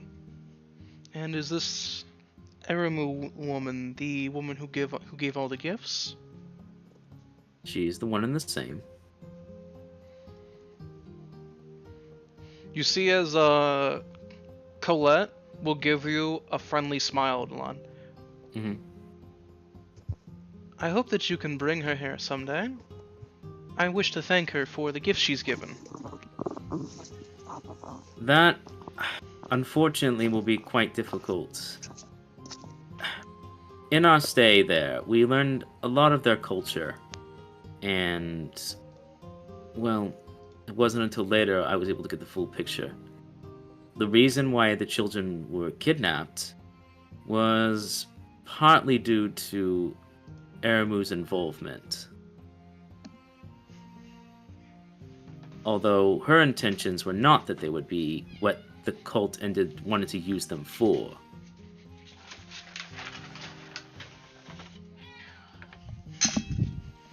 Shut up, cat. You see as Ambrose kind of narrows his gaze. Kidnapping children? That. So, Delon kind of scratches the back of his head awkwardly. Hmm. You have to understand the Dark Elf culture.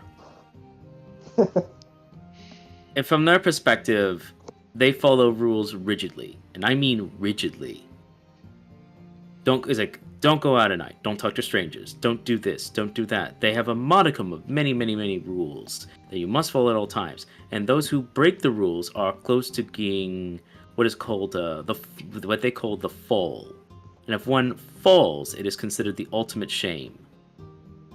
If one commits the fall multiple times or is seen as troublesome, they are then banished from the village and are considered on their own. They are then given given their ebony dagger, some supplies, and then just sent off into the savage lands to make their way to safety. And that's it. They're just abandoned by the village. Although they don't call it abandonment, they call we will keep our prayers and pray to the moon and God, to the moon and forest that they get safely to their parts. But if one Just is see young enough, Marceline like practically stand up, her chair falling behind her a bit. That's barbaric. Salon puts up a hand, and Lady Aramu did not agree with this practice. Sit down, Marceline. Sorry.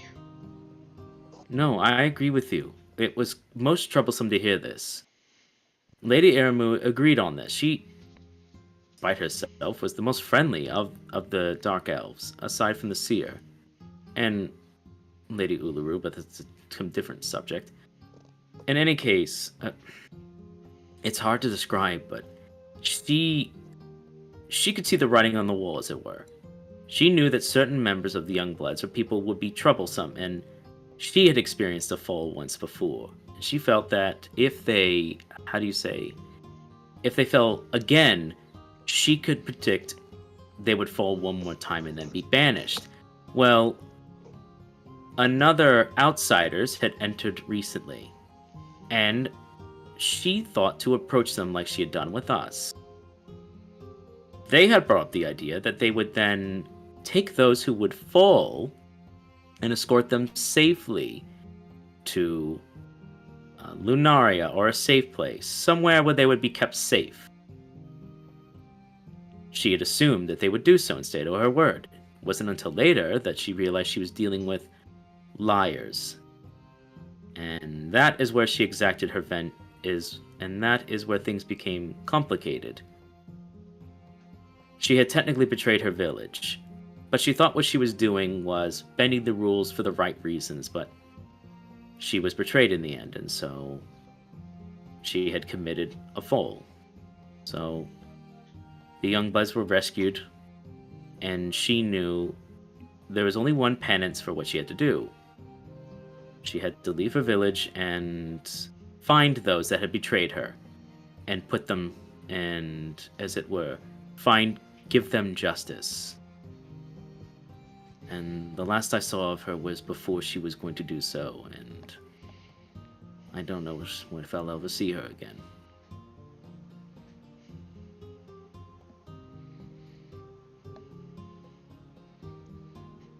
Helen seems to just be thinking, though Ambrose will nod and say, regardless of the culture, what she did isn't right.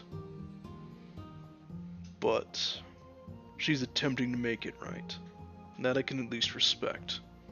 Whether she can actually make it right and how she's trying to make it right is right, that's another topic. And unfortunately, she's the only one who can at this time. Marceline just kind of shakes her head with a sad look. I don't envy her. That sounds awful. Oh, come now, Marcy. Frowning doesn't suit you. Think of all the children she saved.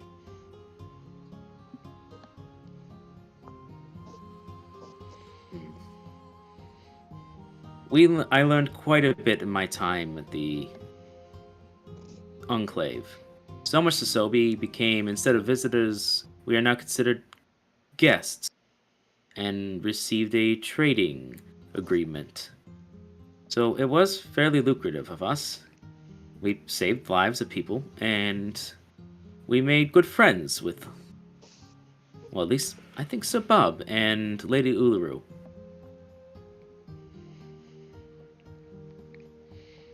You see as Laurent kind of gives a nod to Dlon. This Lady Uluru. You mentioned she's a druid. What is she like? Oh, yes.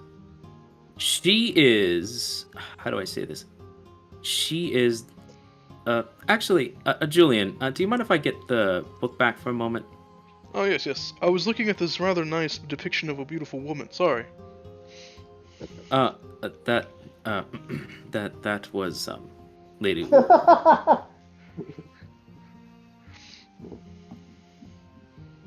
Oh, that was your Lady Aramu. Apologies. I'll keep my eyes to myself. He hands you back the book. Honestly, these are mostly drawings. Is it drawings for a book? Let's see. No, this page is no. It's the matriarch. That's Jessica. Yes, I captured his frown pretty well. Yeah, here we are, Lady Uluru, and he just shows the image of her, like her hair, the tail, the untamed, but she has like a little doll in her hands. That is their druid? Yes. Spooky. You just see Colette kind of like lean forward a little. Now, Marcy, I wouldn't say spooky, more like Delon. Hmm? No, Delon is big and strong and like a big old knight without having to wear armor. That's spooky. That's different. Looks like one Despite of those creatures from the woods. She says she can speak with the heart. She's a commune for their culture. She says she can speak both to the moon goddess and the heart of the forest itself. However, she has the temperament of a child. She gets frustrated very easily, but she's also pleased by the simplest of things. When we when we met her again in Lunaria, when she was visiting, we were able to, Bub made some wonderful gifts for her. Uluru is very wise, and although young as a druid, well, she doesn't mind people being afraid of her. She serves a very important function as lore keeper and messenger. And Bub here, as he pats your shoulder, Bub, made her a doll and got her a nice dress. It was a lot of trouble. Well, that's what happens when you frolic around in the Fey forest. You just see kind of like Marceline thinking for a moment, kind of tapping her chin. He got her a dress and a doll? That's kind of cute. She was very specific on what kind of dress it was. It had to be absolutely pink. Nothing else would do. See, Julian, how is a kobold updoing you when it comes to women? Excuse me. What? That was very popular with women. It's not just a simple pink dress. I mean, what we had to do to even get the silk. Yes. We were almost eaten by a living plant. Alright. I forget what it was called. It was a specific. It was like something Alaros or something. Aroon. I might have more. Aluru, yeah. Aroon. You see Snack speak up. And naked spider lady. Right, a Dryda. Well, I managed to make friends with her while lavishing her with offerings. Well, I think, she asked for 3 days in exchange of freedom in her silk. I asked my good friend Yorm and Snacks, well, to bring 6 deer corpses instead. And, well, seeing their face, I think the 3 deers would not have been enough. So, during our previous run with other fake creatures, I thought about lavishing them with gifts. It worked. Got enough silk to make a dress and some extra. And, well, a vial of a poison. But we have not exactly used it just yet. No plan on doing it anytime soon. Yes, it was quite the task. We saw all manner of creatures. We saw, oh my goodness, we saw the Elrune. We saw Kappas? Ents. Yes, Kappas. Ents talking trees, walking around. We saw those talking spiders, and the naked one. A lot of naked things in the forest. We found the kappa. You just Wouldn't see it be naked if there was no one to look around? you just see Snacks wave at you. Snacks is always naked. It's more comfortable, more dexterous. I'll say. Clothes get in way. Yes. Let's see. And yes, at one point we God, I wonder if I should even tell any of you this. We found that Father, do you remember a long time ago when you were telling me about the ancient dragon wars? Long ago, almost years. You were talking about the history, and they said you didn't know what happened to the Emerald Dragon. Yes. We found him.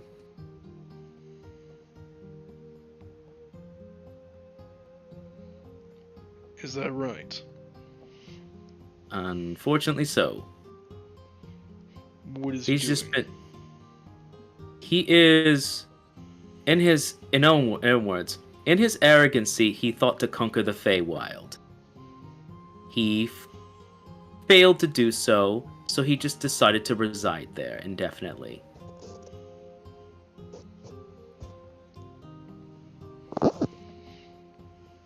I'll have to tell Yo-Yo about this. He But- may or may not be there anymore.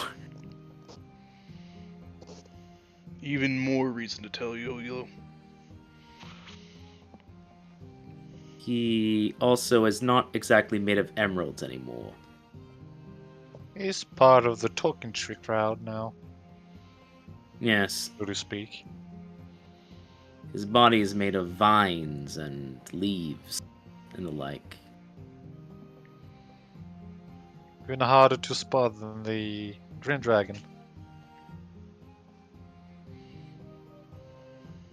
Got any other details on him? Is that Oh. Ambrose? Yeah. Okay, shit. Well, the other detail is that the walnuts I mentioned before that came in handy. I was talking about the Emerald Dragon.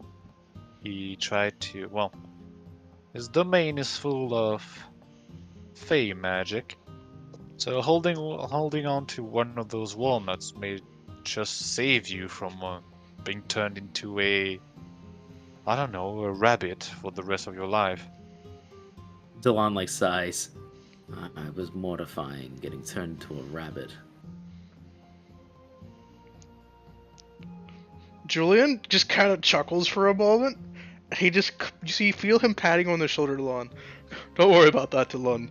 You've not been to the parties I have. Yes, but you weren't fighting an. Yes, but you weren't fighting. He's like, you weren't fighting an ancient dragon. You have no idea what I did to get initiated into my fraternity. Had to ingest a potion which turned me into a mouse. Had to strip naked before then, and then I had to run away from 3 feral alley cats. While stealing the bell that those rapscallions had placed around one of their necks. That Julian, sounds you fun. Upset. Delon actually his eyes widen. Julian, you could have died. Ah, nonsense. It was all in good fun. Good fun. Fighting the dragon was not fun. No, it was not. That But it was was an very enlightening. important part of my mission. Yes. Oh, actually, Delon's gonna lean over and say to kill this. Should we mention the Black Dragon? Probably not. Not yet. Let's Hmm. just mention the Black Dragon when we actually get to the whole topic. Joel, you already Yeah. mentioned Sovereign. He nods. He nods. Any case, and this was all in Lunaria. We spent a good time there. Visited my great uncle Bernard, met his family. Unfortunately, Lunaria was not in great spirits at the time, as there were the Prince Ferundir and King. What's his name? Sylvanus? King Sylvanus were at a meeting determining what they were going to do with King's Landing. See Ambrose just kind of furrow his brow what they were going to do with King's Landing. Let me put this another way. King Sylvanus had recently been informed by another individual. We're meeting with another individual along with Prince Ferundir on the topic of King's Landing. And they were at a stalemate. They had been so for months now, apparently. Oh, yes, and the, Lord Gattaca was also there as a Nebulum representative for the elves. But the Lord of Asterium declined their meeting, even though Prince Ferundir sent an invitation. He did not take that well. It was apparently an important topic for the elves and what they were going to do. Now, we weren't the only ones to worry that something was going down. A potential issue with the Civil War, and the elves felt it and wanted to see how they should act. King Sylvanus wanted to just openly reach back out with King's Landing proper. Have a genuine meeting and a peaceful talk. So they were not getting involved and just speak with. Prince Ferundir wanted to start a militia. If they did come to peace, come with backup. Come ready to bear arms. But have soldiers ready to go at a moment's notice. Oh. Another guest wanted complete militarization, defenses already pre-made, and then wait. Go ahead, Gildas. Well, I was about to say that Prince Ferundir had a gentleman whispering him sweet nothing about militarization and all. Mm-hmm. When we had a brief run-in the land of monsters, who burned my forge and witnessed us felling the Tyrannosaurus Rex. Yes. Well, my guest is, well, the one and only Red Dragonborn.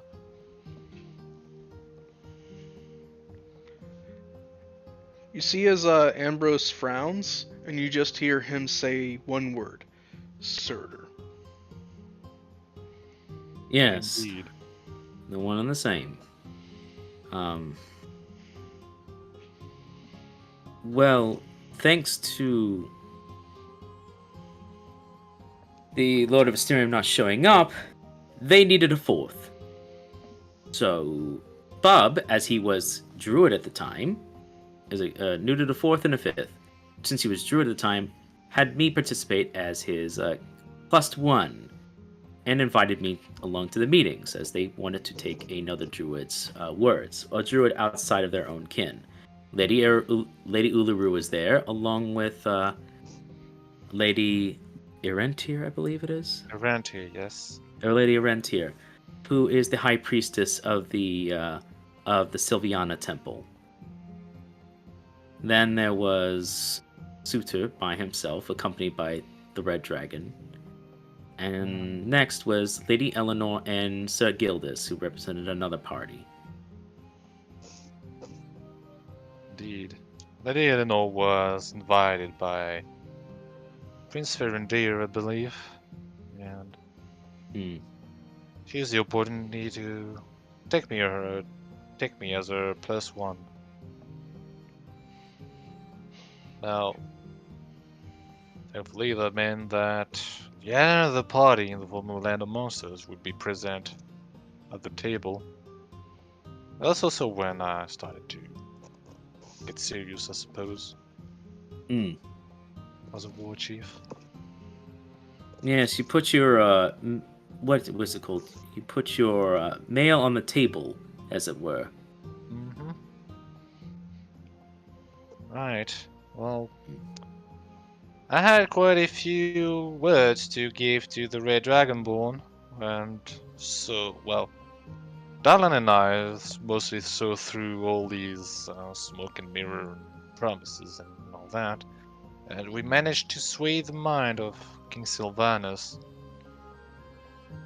as well as, well, see, the sort of echoes that Dalan's wield. Well, it it once, belonged to the widows and the high elves and all that, was used as a breaker of stalemate. So, knowing that, we tried to use it, which, well, worked in the final decision by bringing in someone else, but the result was that King Sylvanus would be beginning talks with King's Landing for a, well, future cooperation. And I put myself forward as a neutral ground for such negotiations if they were to occur.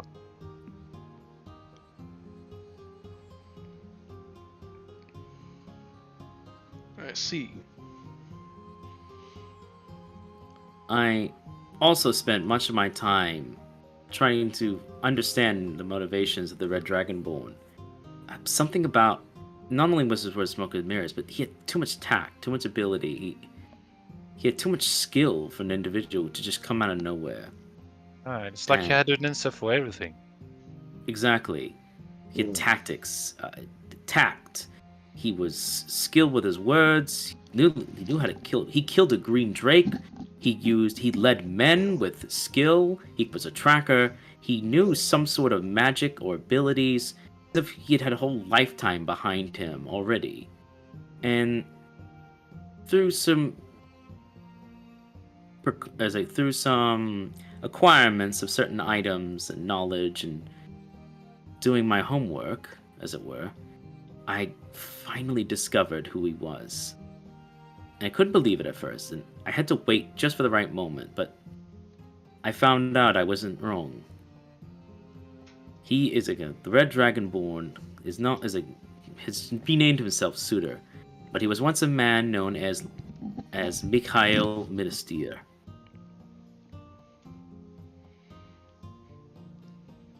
You see as Ambrose narrows his gaze at you. Are you sure about that? I'm 100% certain.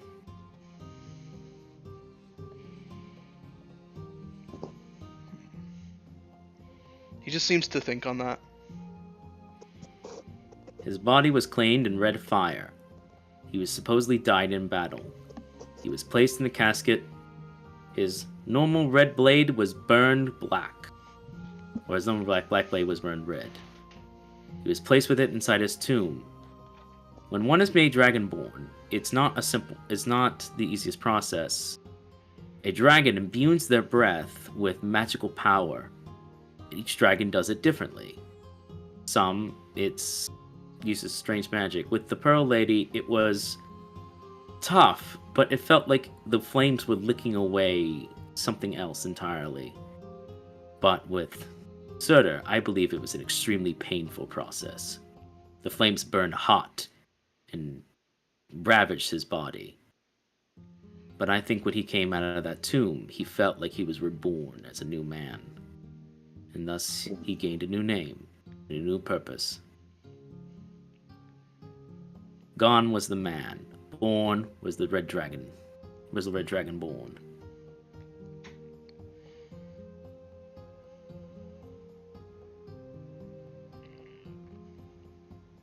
Well, we stopped his games, and we're able to give the letter of peace from King Sylvanus to the Lord Regent. He made utter certain that we would hold it and make sure that he received it, and I did so.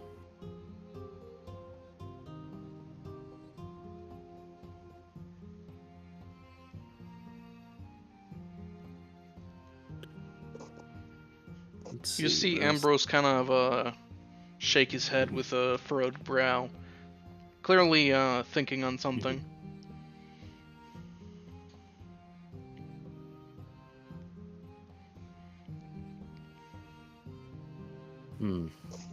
Let's see. We also yes. Bob and Tulio got in their own little side adventure. They went treasure diving into the Sylviana Temple. That's right. There was this big lake, but nobody was going to the lake, and it was very strange, so I checked it out. And underneath, you would be shocked what we found. There were elementals, and they were guarding an ancient ruin, a city beneath the city, the old city. And underneath, on the inside, was a gate blocked by a larger elemental. That you see, when you speak to an elemental, you have to speak. What's the name of the language? Primordial. Primordial, which is a very difficult language because it doesn't use words in the way that we know it. It's very slow.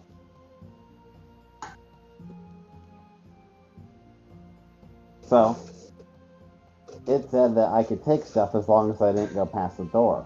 So, I got Tulio when we devised a plan.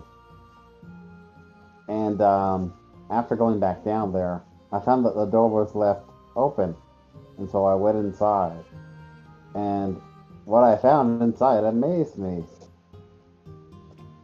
So Bub's gonna think, I'm not sure if I should tell them about the dragon. Bronze. What are you trying to say? I'm not sure if I should talk to them about the dragon. They'll probably talk together on like how we haven't got to him.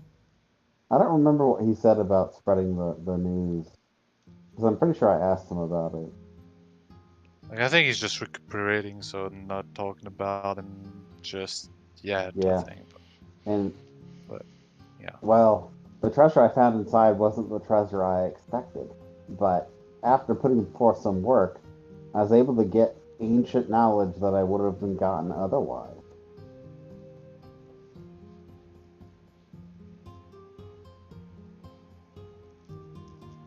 And speaking of that very same lake, you see, that's how we even got to talk to the actual Sylvan people. You see, it was, well, I was recommended by one of the priestesses in Sylviana to visit the lake. And so I thought, well, why not do it at night when the moon shines? And, well, I was the first to find them, actually. You see, but the night is cloudy, and you find yourself on the shores of the lake. When the cloud parts and the moon starts to shine on the surface, is where you are witness to a veritable apparition. Start seeing long dead people appearing on the surface in, well, an ancient city springing up from the water itself. So, curious as I was, I tried to talk to them. So I did. Found myself in the body of one of them, as if I had traveled thousands upon thousands of years.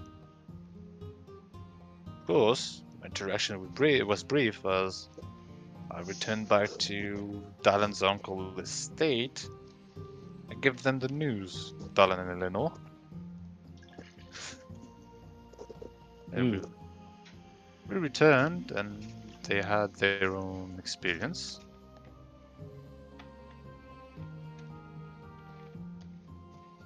Yes, we tried to go into the lake ourselves after hearing Gildus' story. Eleanor wanted to meet the people, and Bob and I were intrigued. Her friend waited on the shore, Miss wasn't Elidbeer. Just in case. She's the same one whose family owned the Sword of Echoes initially and helped us break the tie. We waited, and that's where, on a clear moonlight day over the lake, ghosts appeared on the shore, on the waters. We went up to them, and Well, actually, mhm. when you went there the next night, I do believe nothing happened. Yes, initially, it was a cloudy day and nothing seemed to happen. It was only when the clouds seemed to move and the moon appeared that something happened.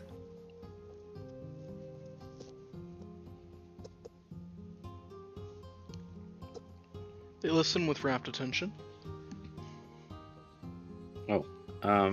Well, we appeared in this almost different place.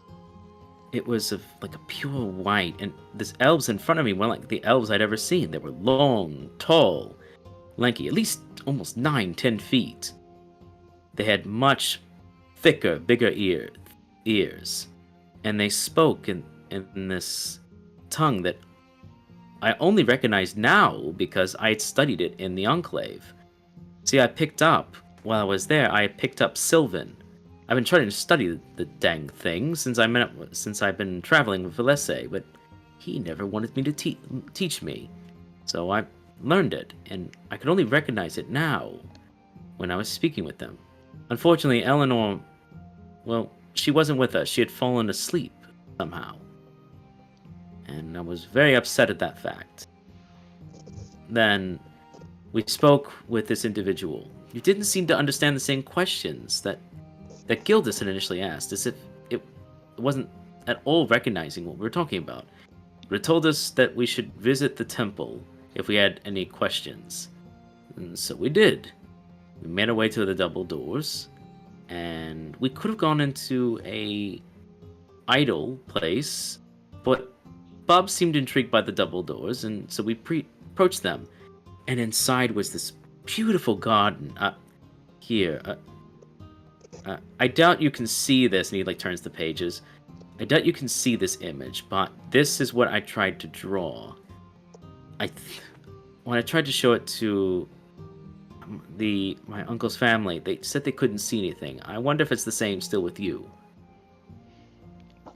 So as you pass that I'll page look at it. around, the page, you see Julian furrow his brow. He says, "I think perhaps you spilled an entire tray of ink on the page, my dear lad." Laurent kind of shakes his head. Perhaps it got wet and the ink ran. Colette just shakes her head as well. Marceline stares for a long moment and just kind of tilts her head. It's a rabbit? No, a deer. A spider? I feel like Helen might be the one who should be able to see something. Yeah. Just as my suspicion, so I'm just gonna eye her. Ambrose will look at it. Suspiciousness is- He stares for a very long moment before just, without any ceremony, handing it to Helen. She looks at it for a long moment before nodding seemingly to herself, and she hands you back the book. Mm-hmm.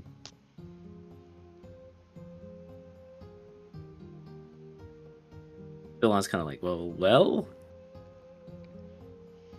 Gibberish. You see Helen gingerly roll her eyes, and she turns back to the party. What he means by gibberish is that it is very, very dense scrawling.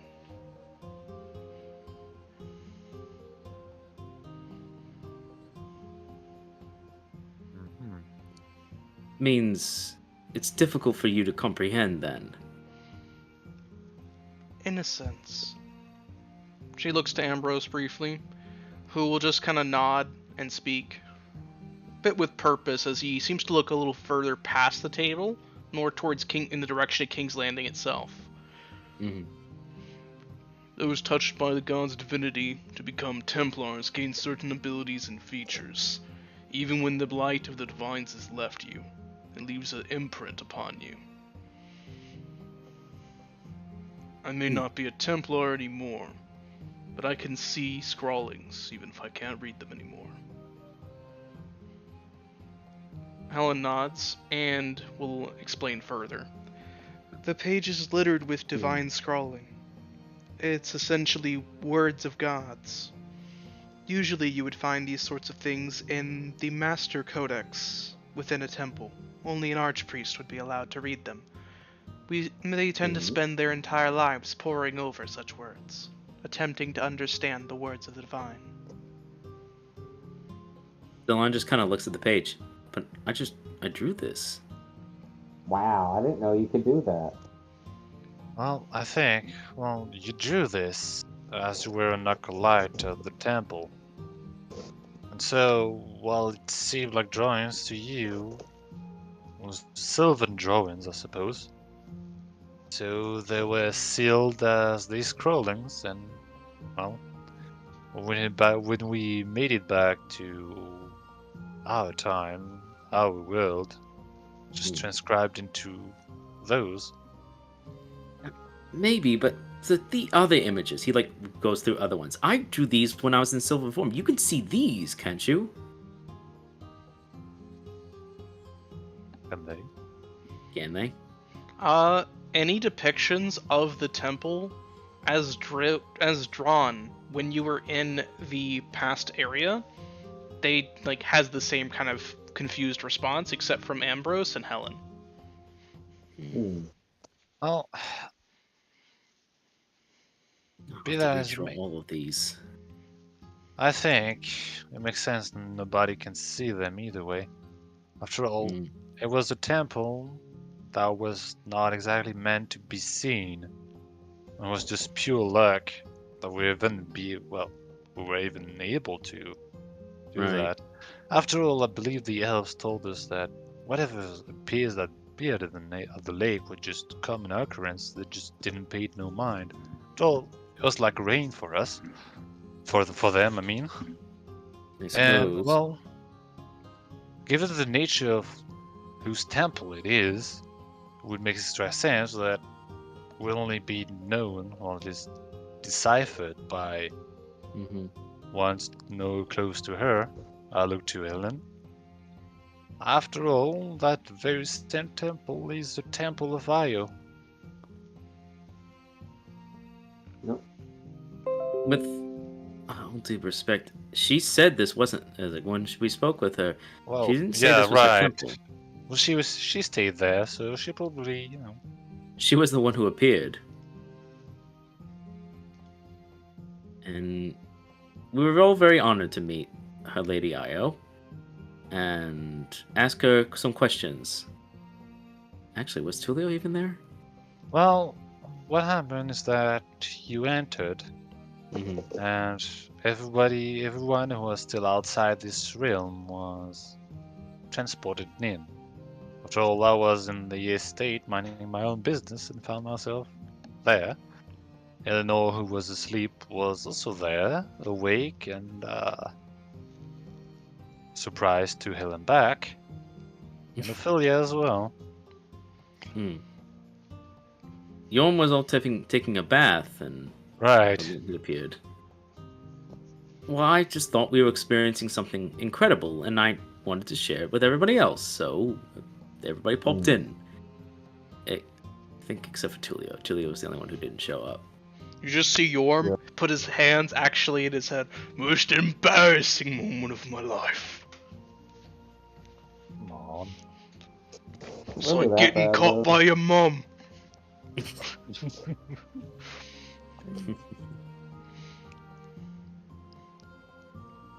Tulio will just shake his head. Yeah, you went and had a spiritual adventure at the lake. I've heard it before. Must you mock every form of spirituality and godhood? It's just jealous.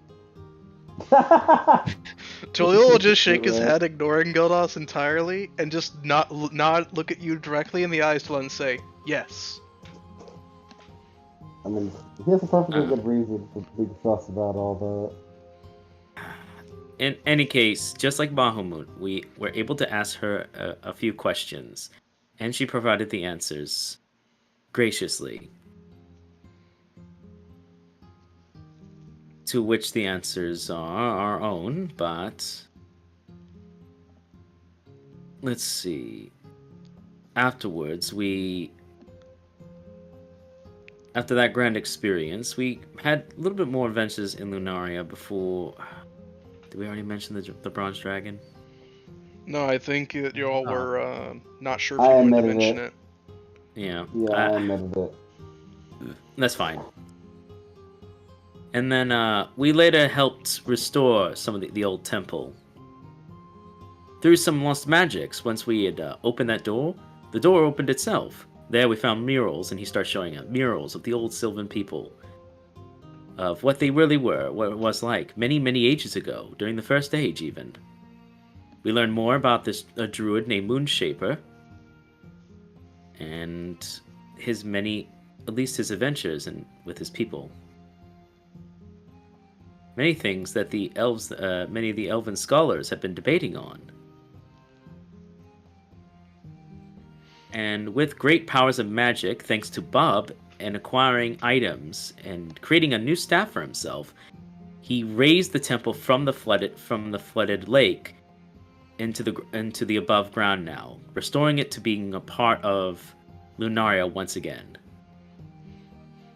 You see Helen actually give a small smile and a nod in your direction, Bub. Well done. You restored lost knowledge to people who needed it. Good for you. Yeah, well, that was the whole point.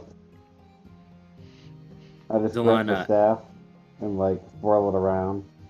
You see as Helen will give you a nod, Bub, and she will gesture towards the fireplace. You may have one cookie as a reward. I'm gonna, scurry over. Yeah! On top of the fireplace, you just see, a cookie jar. Like a moth towards the flame. Yeah. Snacks is like, why can't I have cookie? Because I raise my dogs different. Exactly. Damn right. Damn right. You don't need treats. Kill dogs. Don't kill doggos. They always want to be good boys. But yeah, Delon pats Bub as he's chewing on the cookie. Don't be so modest. He's like, you've grown so much since our journey started. And that was one of the most harrowing moments I've seen you pull. Secondly only to when you defeated the Tyrannos with a lightning bolt. Yeah, Boss Man's taller than the first time I saw him. He did grow. He was Yeah, so I'm just gonna ruffle my T-Rex drip. as kobolds He adjusts his cloak, flexing and conveniently shining the blue dragon scale on his shoulder as he does so. The Bub's gonna half mumble, yes, now I'm the Tyrannosaurus. No stealing princesses. I make no promises. How else am I supposed to capture Uluru? My great princess. Let's laugh. Oh, Yasuka. After the many adventures with Lunaria and with the tearful goodbye, we had to make our way. And, oh yes, we bumped into the green dragon at one point. That was fun.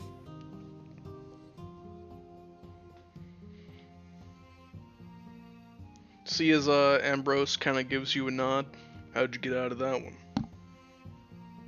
one? Well, he wanted to he transformed into different things, items, places, And, well, what does one do when they play with a child? They play games. He enjoyed it. We played a game of picturesque to get his creatures. We succeeded.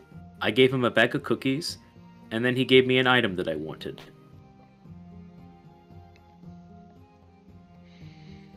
You just see Ambrose shaking his head.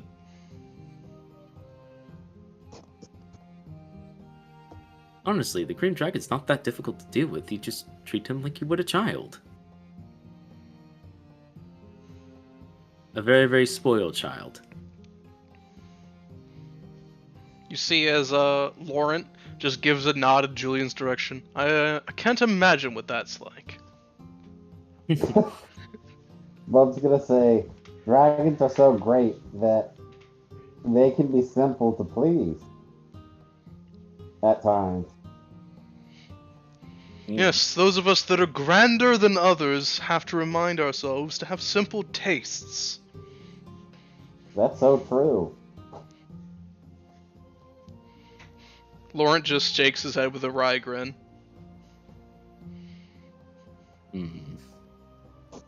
Then we visited Asterium College again. Eleanor wanted to acquire a few more items. We learned a bit more magics. That's where I learned more spells. Gildas finished his training under conjuration. Bob did some stealth training along with snacks. We did some bonding over a bonfire with Yorm. And that was what surprised me. Lady Uru invited Lady Aramu. Lady Aramu. Like, he pauses for a moment. How to describe it? Left a dagger on my door and a letter asking to meet her. And then I met with her with Gildas's help. You just see Julian say quickly, "I like this girl." Yes, you would. Actually, this is actually the first time he's actually mentioned this. That they actually met Aramu. This is actually funny enough. So Eleanor did not know about this before. Yeah, Eleanor just quirks a brow. You what? Remember when we said we had some business to take care of in Asterium proper? Yes. Hands only. And that was the business. Don't really know why you chose to keep that a secret. That is very important for all of us to know. I think it was mostly for her sake, considering what she asked us to ask him to do, told him about. Unless people know. The sort of thing. You just see Tulio kind of look up.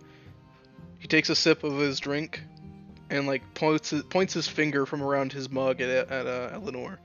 Eleanor, could you check behind your ears real quick? I think there's a bit of a green leaf back there. Huh? What? Yeah, you're a little green behind the ears, I think. What? I think it's gone. Eleanor just shakes her head at him in mild confusion.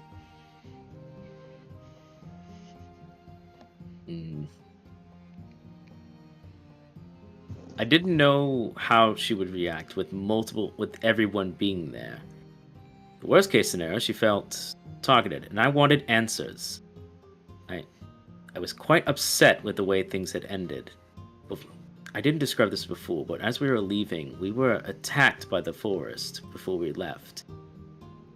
And she had us at bow and arrow. But she chose to make a different decision and shot at the forest, holding us, and then ran forward. I was still frustrated. I wanted to know why she had done so. Only by having a smaller group did I think it would have been a wise decision to do so. Well, we met up with her and I got my answers. I'm still mad about them. Still mad about how things went, but would I really have made a different decision in her position? I'm not so sure. So, by the grace of the mercy I have been bestowed as a Knight of King's Landing, I decided to let her do what must be done. didn't want to bring it up to you because I was worried things could get ugly. Honestly, I had the best of intentions.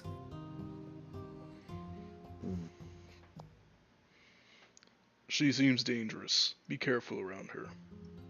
Of course she seems dangerous. What, you think I'm blind to that too? She left an ebony dagger. If it wasn't for my Templar training, my eyes wouldn't have opened in time to see it. She's swift as a cat, agile, and ability to move. She has dark vision. She could shoot an arrow between my plates if she really meant to. Correct yourself, Talon. I'm not slighting your ability. I was reminding you to take caution in your judgment. A knight's greatest weakness can be a beautiful woman, playing the innocents. Is that true? She can play to the knight's greater pillars, playing to his desire for honor, chivalry, justice, and mercy, to manipulate him. Something all knights must watch out for. Oh, Stop. okay. Stop. Thankfully, Darlan's got a good entourage. I will be like, well, Tulio was there. You almost there. We'll be suspicious for him. I was there. Exactly. The Lawn and Bub on the Thought Patrol. Delon and Bub on Thought Patrol. Yeah. Delon will nod faintly. I understand. But I've gotten good at reading people's faces too. I've gotten better at reading how people are, and I do genuinely think she wants to do what you can. And besides, she needs all the luck she can have. She's going into a den of killers, murderers, and assassins, cultists, and putrid, awful people. She'll need all the help she can get. You just see Julian, raise a glass up a little bit. Come now, all this dark and dour talk.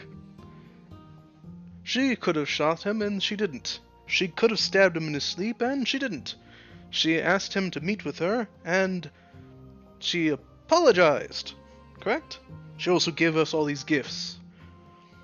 Despite her participation in our racket, she helped dismantle the racket, and is now going straight to the source. Dangerous she is, but enemy she may not be. You just see Laurent raise an eyebrow. That's surprisingly astute of you, Julian.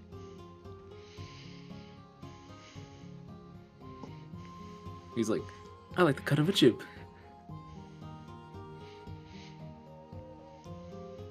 Yes, very cordial of you. In any case, after meeting up with her, we then did some extra business, bought a few more things, and then met up with Eleanor and made our way through the mountains, where we visited the Hemlocks, who were not what I expected. Not after Eleanor reading will all the just history nod. books. They were eccentric and strange, and we didn't stay very long so as not to disturb their research. But we were allowed to ask them one pertinent question each, as, well, they're high elves, so they have a very poor temperament and very bad patience. Doesn't help that they were warlocks. You just see Eleanor frowning at you with narrowed gaze for a moment, and you see as Ambrose raises his brow. Warlocks. Eleanor, there's no point. My father's gonna figure it out anyways. Eleanor just Or shakes my her mother. head. It's not that I'm trying to keep certain details quiet, it's just that I'm trying to keep you out of trouble.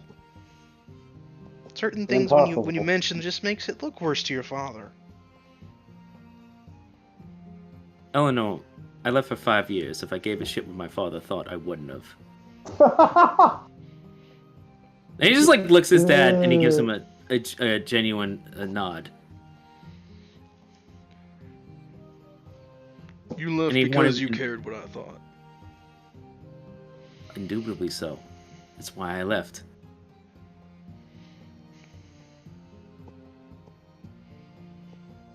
And pardon for my language. Tulio, damn it. Stop. No more. There's no point holding back. Just be frank. You just see Eleanor shaking her head and mumbling under her breath, "Why don't you just tell me everything at that point, huh? Why even dance around certain topics?" In any case, they had certain knowledges. We asked them questions. They gave us something called root beer. I think it was made from some root. Sarsaparilla, I think that's what they called it. You see as Colette nods, "Medicinal." Yes, apparently it was the only kind, as he mentioned, that we were able to tolerate on our soft palates. You just see Julian yes. snickering. And with great haste, we got out of there as fast as we could. Then, we made our way out. We then made it to Nebulum, where we stopped by Tulio's old haunts, who was an old... and met his sister. Adopted sister. She's a prostitute. He God just damn like it! sighs. Well, was really. Was... Once a prostitute, always a prostitute. Who were? Tulio's older sister. Tulio's sister. Oh. Thank you, Tulio. She's a cleric now, so whatever. Took it in the ass. Took it in the ass. Tulio just gives you a grin, Gildas, and you just see him shoot you a wink as he just shrugs. I just put my thumb between like all my four fingers, right? Tulio just shrugs with like a non-committal shrug. Eleanor will clear her throat. She was a cleric. Recently ordained, as the older one had died. And the temple was in a bit disrepair, so I helped scout out while Gildas helped teach the young cleric some more abilities, how to, as her older cleric had not done so. Bob helped sustain some land, plant some wood, get some fertile ground going, farmland. And I landscaped and used my skills in architecture to give them a potential vision of what to make the land better, how to utilize the land more properly. And we did so and helped. Then we made a promise that we would return with some holy wood to help restore the place and to sanctify the ground further so the wood would grow with sanctified wood, so they could repair their homes and expand. It was the least that we could do, but after visiting the temple of where the dragon brooch was, it was the least we could do. Eleanor will nod. They were very kind to us, and it was something that just felt right to do, to return whatever favor we could.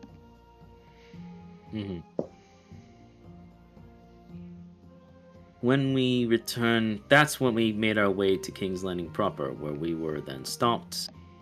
I had a favor to do with Commander Darius. There was an issue going on. I'm sure Father, you were aware of it. He nods, and he just gives you like a look that says not at the table. Yeah, there's an issue. Templar That issue. kids. The issue was handled, just so you know. And with that, he then gave us permission to go to the bowl. Before that, we did some favors. Bought some goods, did some items. We we were able to get Eleanor and Gildas wonderful suits and dresses. We were able to get Bob a nice suit, Yorm tailored expertly. We were able to he found a very nice woman who owed him a favor, and she made some wonderful suits for us for the party. Let's see. There's like a bunch of other shit we did. Then we went to the bowl, and the bowl was incredible, absolutely incredible. I had a Certainly great something, time. yes. Never in my life have I had to resist drinking so much booze.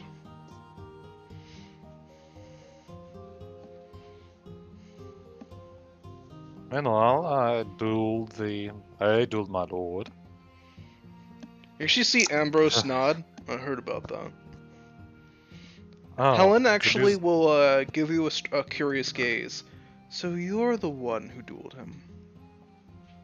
Right. Well, after that, he did promise me something. I didn't even get it because of what happened later, but I remember. I'm like a dwarf when it comes to those things. But yes, it was a matter of pride. Hmm. Almost Indeed. got what I wanted out of it, but it was close enough, and any longer, it was my life that would have been forfeit. You just see Helen Punched him shake in the her head. face. A matter of pride is rarely worth your life. Speak for yourself. Something only a man can understand. Yes, mother, you wouldn't understand. You just see her shaking her head. I have 3 boys, and they're all in agreement. Delan didn't say anything. She Just knows thinking you. She knows Yeah. you. He didn't have to the say knight anything. wouldn't disagree with that. I mean, Delan will agree with it because that's just what he believes. It's a Yeah. matter of principle. It's a matter of goddamn principle. Delan said he punched him square in the jaw. You could hear the ringing of the helmet all throughout the bowl. You just see Tulio give you like a surprised, like actual raising a brow at you, Gildas. He just gives you a nod and a thumbs up. Alright, yes, I didn't tell you about that. Well, now you know. So you're the raving lunatic who punched the Lord in the face in front of everyone. Rave lunatic. Yeah, I heard Well, about it. Some guy came in from, he was making his way to Gloucester, pit stopped. Said there was a raving lunatic who punched the Lord in the face in front of everyone. He said that he's got more than enough gossip to sell for years now. Mm-hmm. hopefully I get some positive publicity, you know. Hmm. Get some more clients down there whenever I get back my stuff, but is everything all there? Let's see. You flew your own family crest, and that's right. You danced with Lady Felrind, if I recall. Alright, I did. Well, it's more like we kept running into each other, and that led to a dance. Was quite, shall I say, energetic, just compared to everyone else. The word Galas is looking for is scandalous. That dancing was really close. You just see Julian just like grinning to himself and like practically twirling his mustache.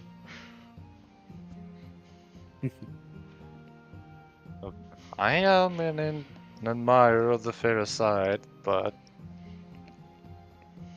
I have my own sides. Close as it might have been, nothing came of it. And I'll leave it at that. You just see Julian give you a nod, Gildas. Such is the point of courtroom romance. Get close, very close, close enough to take it, and you leave it there. Everyone just forgets that. Honestly, Mother, I'm not some raven scandalous who's going to ruin the family. I know the importance of stopping and smelling the bouquet. I don't call that courtroom romance. I just call it not willing to bear the Nebulis yet.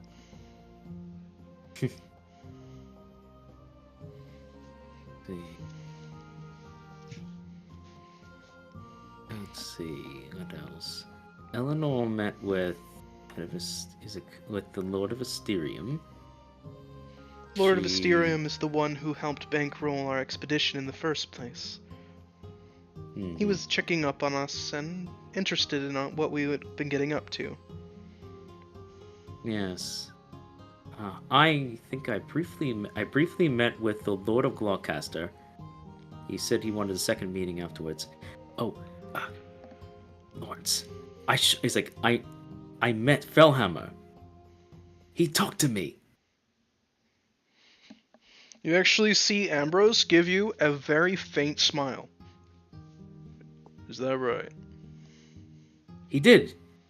And I stuck out a hand to shake it, and Fellhammer shook back. He said I was a very honorable young man and to keep up the good work.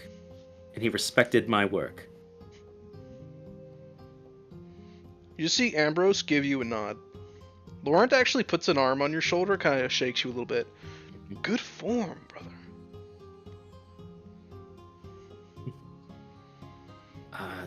Let's see. I spoke with the Lord Felrin. Oh, sorry, Lord of Reynold. Briefly. I spoke with his son, Alrune Linesplane, and with Lady Amaranth. I ended up speaking more with Lady Amaranth more than anything else. She seemed... what's the right word? It seemed improperly alone, despite her company. And it felt very uncordial not to at least do so. But Gildis was kind enough to give her a proper dance, which is very, very gentlemanly of you. And I approved, 100%. You actually see Helen nod. Amaranth is a very intelligent seer. She knows more things than I feel she should, but she is excellent to discuss topics with, particularly topics of faith and beliefs. He is. Let's see. Yes. I escorted the Pearl Lady around as well. Heard about that. Did you know? I Nods. hope good things. I heard that she accepted to be shepherded for the first time since her mini balls. She did. And I was honored to be the one to do so. She said she had a wonderful time, and that's all that matters. That's good. Still don't think she should be welcome at the balls, but not my decision. One decision apparently you and the Lord of Reynolds agree on. We almost had a little incident. I'm not in the business of being rude to her. But I don't Yes, think but she he should be was. allowed in private places. Places of political strength.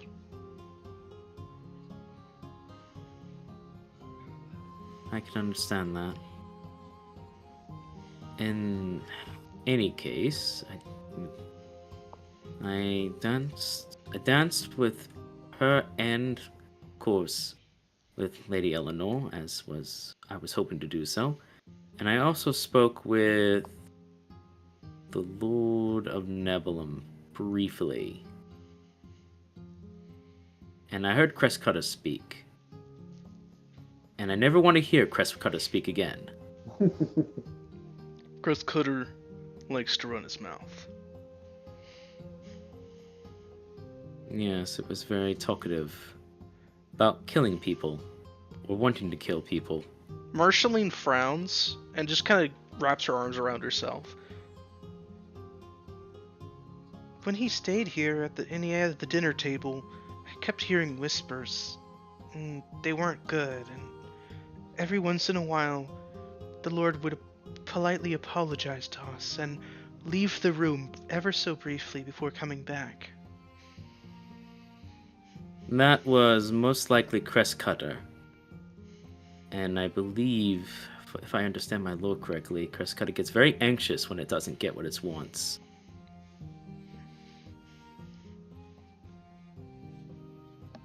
He paid us a decent amount of gold, the cows.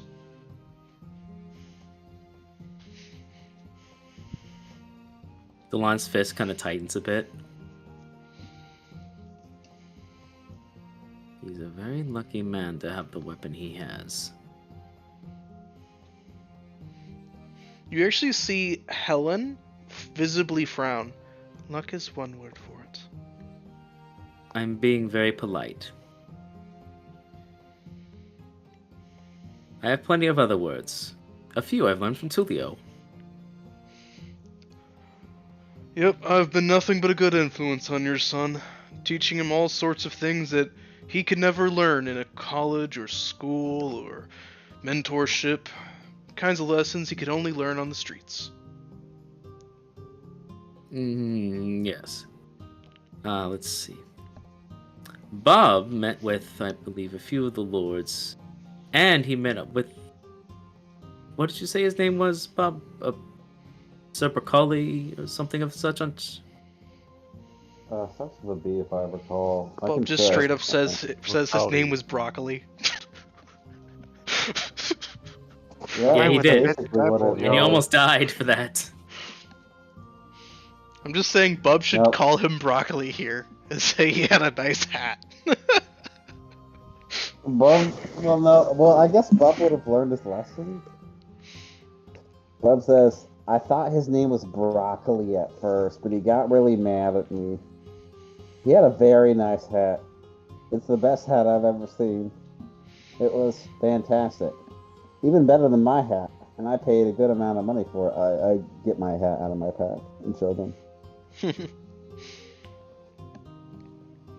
Let me scroll through the character thing real quick. Starts with a B, if I recall. Yeah, it's just it's under handouts, and it's gonna be under Nebulum, and it is Broccoli. Yep, Broccoli. Broccoli. Lord Broccoli. He was the boss of Nebulum. Is the boss of Nebulum.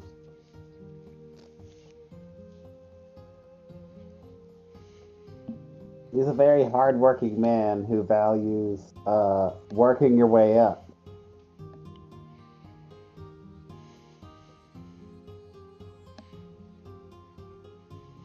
You see as Yeah. Helen just kind of shakes her head. He seemed a little more than a common vagabond.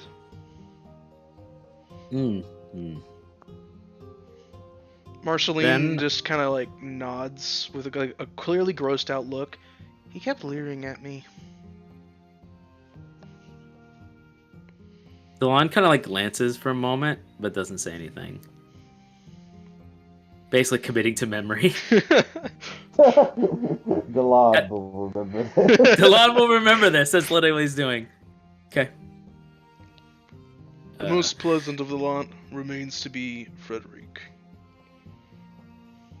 Yes, he was at the bowl. I didn't speak with him.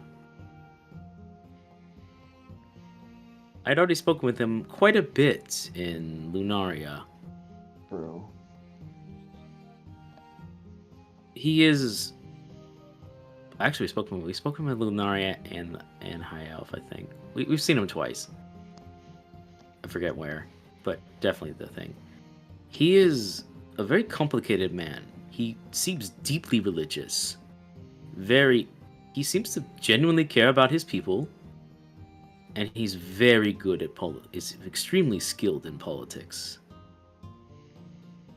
But I can't help but feel this strangeness to him. There's this awkwardness. This I, what would I call it?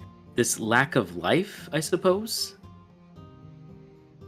This a Helen lack of will passion. nod at you. It's related to the blood thickening disease that he has. Yes, Many who I heard fall him victim mention to that ailment end up slowing and become apathetic.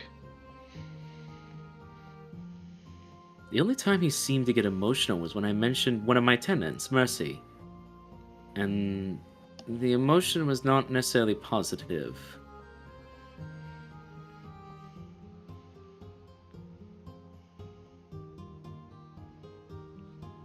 Yeah, let's see. And I think that's currently what we've been up to.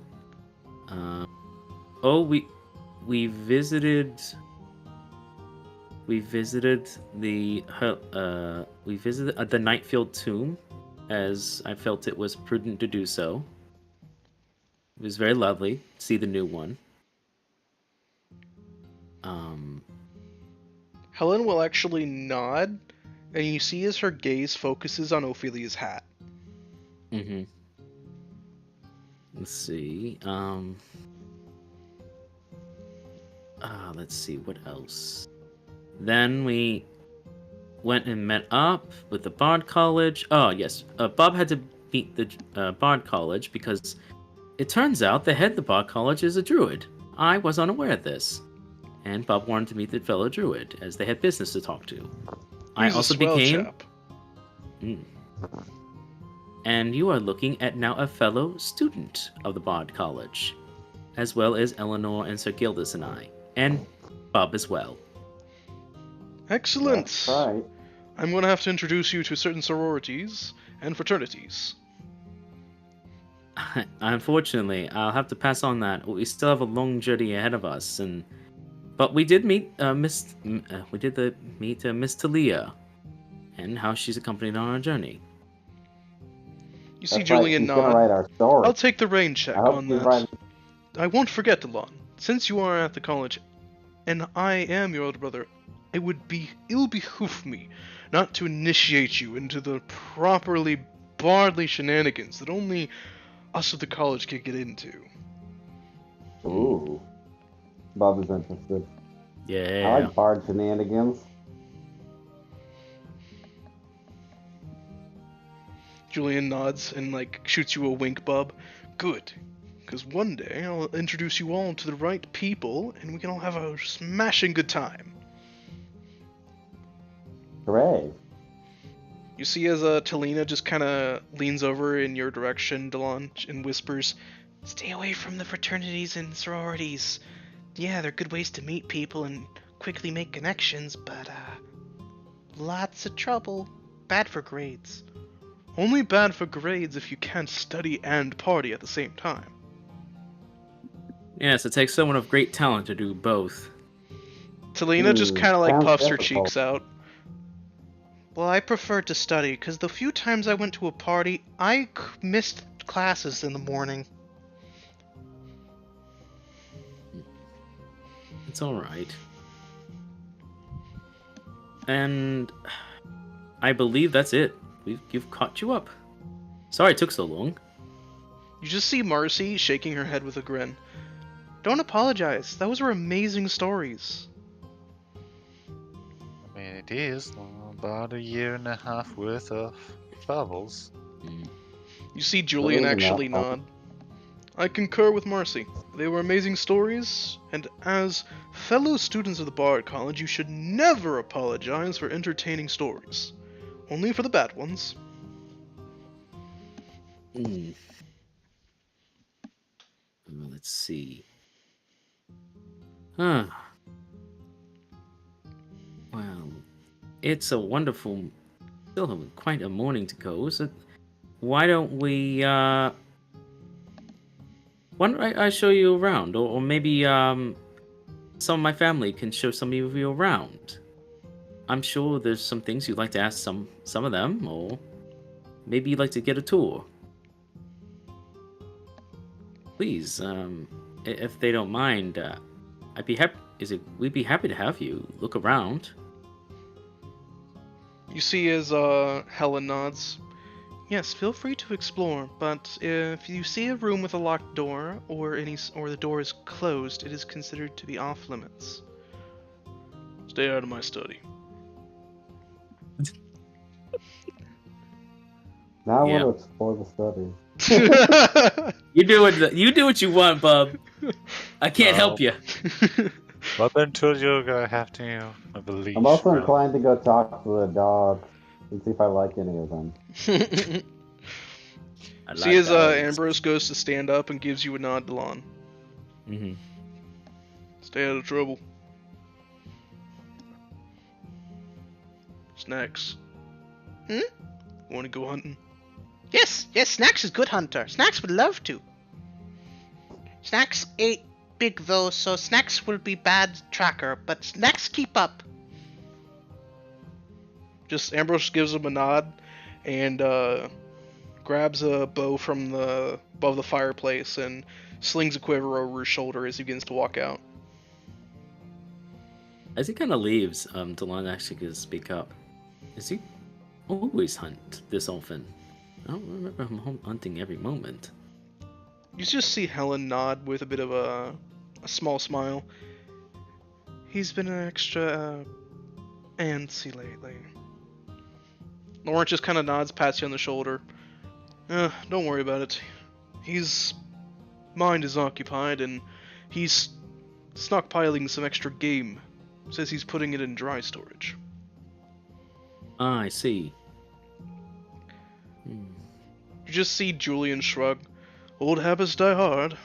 Preparations and all that. Yes, once you get the training, it's hard to turn it off. Marshalline just kind of frowns.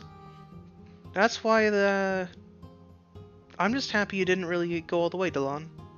I was always worried you'd be too stiff.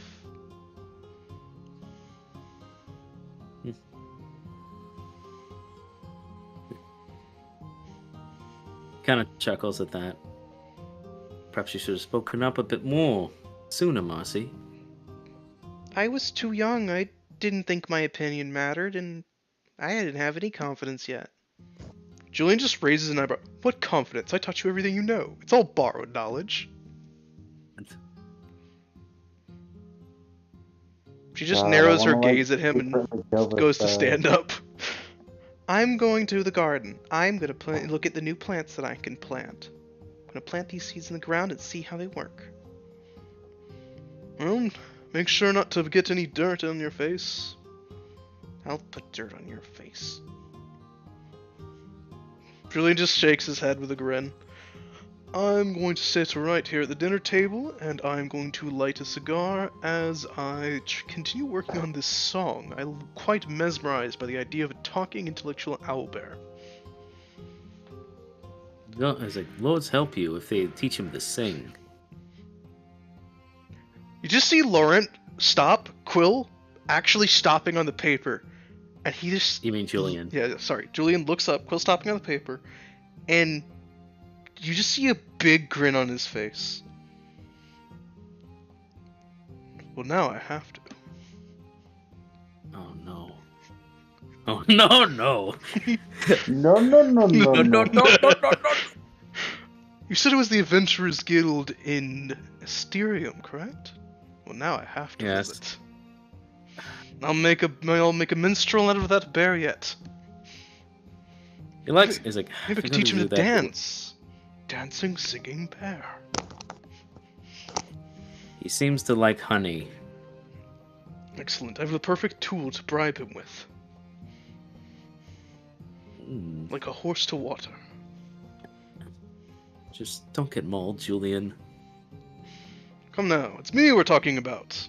Wouldn't be the first time. And no, we had to get the stitches from you. Mother almost is like. And I don't remember. I was like, and I don't want to forget Mother crying. Julian actually will kind of look apologetically in your mother's direction. I do not intend to make Mother cry again. Make her hair turn completely gray, yes. Make her cry, no.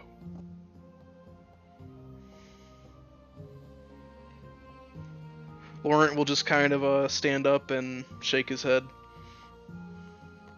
I'm gonna go attend to some paperwork and spend a little bit of time with the wife. You see Colette give him like a raised brow? Is that right? Yes. Pardon me. We'll be leaving. Marceline just shakes her head and raises her book up to block her view. Oh, sorry, Marceline's out of the room. Could I enjoy some private time before the death flag kicks in? You gotta have a second kid. So Lauren and Colette will leave. That's So fair. currently you have Julian sitting at the table, Ambrose taking snacks with him, Marceline in the garden. Colette. Yeah, guys, I'm Lauren. sorry. This session has been mostly just recap time. It's been fun. It's okay. I mean, it's recap with some extras, but Yeah. mostly recap. That's fine. Yeah. I'm gonna grab food. Y'all can go first. But That's fine. I'll probably talk to the dogs and then the mother. So, yeah. So as you are kind of looking around, you'll see as Helen will look at the party, kind of a thing. Mm-hmm. And she'll briefly look in Julian's direction. Julian, could you take that outside? Mm-hmm. I think it'll have better lighting than in here. Too true, Mother. Writing in here will strain my eyes. I will be incapable of telling the difference between a beautiful lass, and an old crone. And he actually just rises from the chair, takes his things, gives a brief bow, excuse me, and heads outside. Sit on the front porch and write his poem of the bear. Mm-hmm. Helen will then turn her gaze back to the party, and she will make a pointed gesture towards Ophelia. Who is she? I said she's. Go ahead. I'm gonna inside that because I mean, we know, but Yeah. 26. 26. Okay. So, what are you inciting her on specifically? Well, I mean, it's mostly like, do we butter things up or do we just cut through the bullshit right away? I mean, I know the answer, but I just want to do In character. Yeah. So in character, you feel like she almost believed Ophelia's story, but she knows that you all have danced around who Ophelia is, and you get the feeling that she wants to know, and she recognizes the hat. Mm-hmm. No. How much will stay in this room?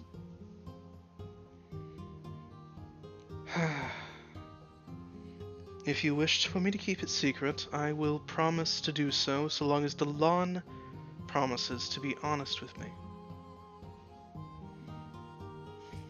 I nod, then look at Darlin. What do you think?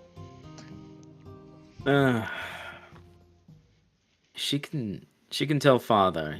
He'd understand, and that what I'm about to say should stay between the two of you, and not leave that.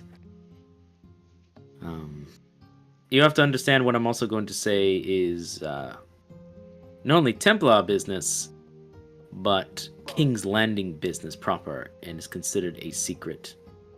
You understand that, and the consequences of talking about it, yes? I'm sure you know. She'll nod. Alright. So the same sort of topics Ambrose confides in me already. He nods. Alright, then I suppose you have one more, but just not one that even your husband knows. He's gonna walk over, and he's gonna gently pat Ophelia. This young woman is who I said she was. She is His Ladyship Ophelia, Scholar of Land of Monsters. Because that's where we found her. This is a... I didn't say her last name. This is Ophelia Nightfield.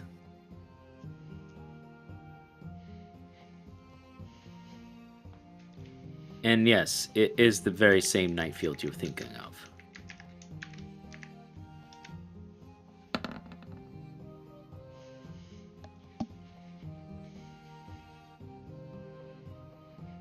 She rolled a 23 on her insight roll on you, Delon. I'm not lying. Okay. She So still that's had to like- roll it. He still has to roll. Like, he's not trying to deceive her.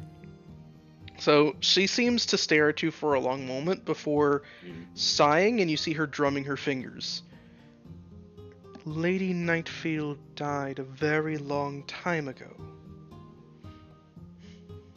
Yes. But it's about how we found her.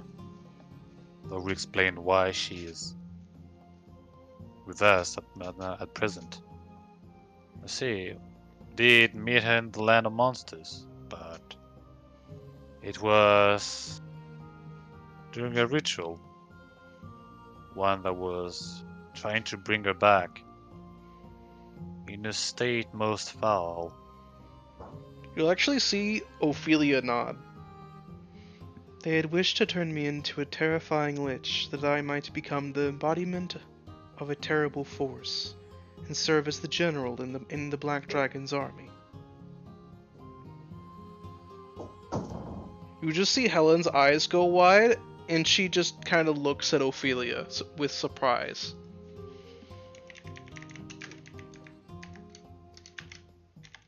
They were extremely careful. When we found her, I'll let her do whatever she's got to do. So she rolled an insight roll on Ophelia, and you just see that Helen kind of has a look of bewilderment. You're not lying. Come on. Yeah. Yes. Go Well, ahead. I would have had like enough passive perception to see like the hat looking at, well, her looking at the hat, Yes. right? So, and Ambrose and her probably have like enough standing that they likely visited the tomb already, like where the hat was. I assume so. I mean, it's like a tomb for a high priestess of Io. Helen's Yeah. pretty decently high up, so Exactly. she has clearance So- most likely. I'll say earlier when, well, we went through all our adventures in front of your family. We mentioned that we met Ophelia. I know that you've been eyeing her hat most of the time. And given that you're a High Priestess of Fire, I think you know already the significance of wearing that at present. I would think it would be enough proof. It's for a her not large lying. reason why I've demanded to know who she is.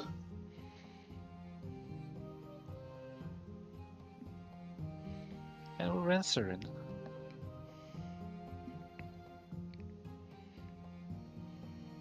Hmm. S- It- I'm not saying that I believe that you are Lady Ophelia Nightfield. However,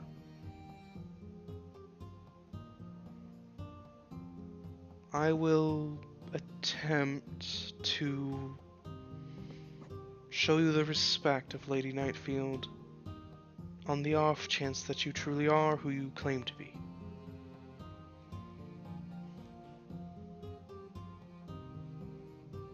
Hmm. You see Ophelia just kind of nod. Thank you. I did mean it when I said that I am forever in their care. My life I owe to them. Remember when I said that Harkin had received a distress?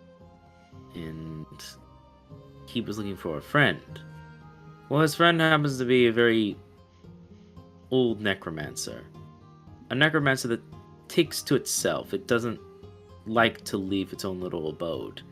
But recently had taken up an apprentice who thought his apprentice had understood that necromancy is a very dangerous magic, but one that, with respect, could be used for a certain purpose. His student seemed to disagree wholeheartedly and used the knowledge given by his friend to aid the cultists. He tried to handle it by himself, tried to deal with his apprentice, but by that point, his apprentice had already gained cult members and had raised some undead, so he barely was able to escape with his life. That's when he wrote to Harkin. He needed help. He was very ashamed that he let it spiral out of control. That's when we arrived. We defeated waves. I thought initially to bring my lady into it, but she would have dealt it with a massive blast of radiance, but that would not have dived deep enough to get to the entire cult inside. And this needed to be a precision type attack. So we went in, destroyed undead, and found ourselves with the tomb. Within the remains of the silver dragon. They had turned one of the bones of the silver dragon and wanted to use it as a rod, a phylactery. There we found Lady Ophelia, but we didn't know that at the time. Meanwhile, the silver dragon's spirit had been assisting us, some of us at least, and that ran into a dilemma. Do we help the silver dragon and destroy the remains of this soon-to-be lich, or do we save this poor woman who had been kidnapped and her tomb taken here and see who she was, help her in the way she could? Silver Dragon believed her way would stop the blight. It would stop it for a couple of other ages. Do what it happened in the first age, and she would deal with it in kind. But Lady Ophelia said she could deal with it permanently, remove the blight entirely. It was a risky gambit, and I still don't entirely know if I made the correct decision, but I went with my, what's it you call it again? A calling of sorts, and I decided to side with it. So we saved Lady Ophelia instead.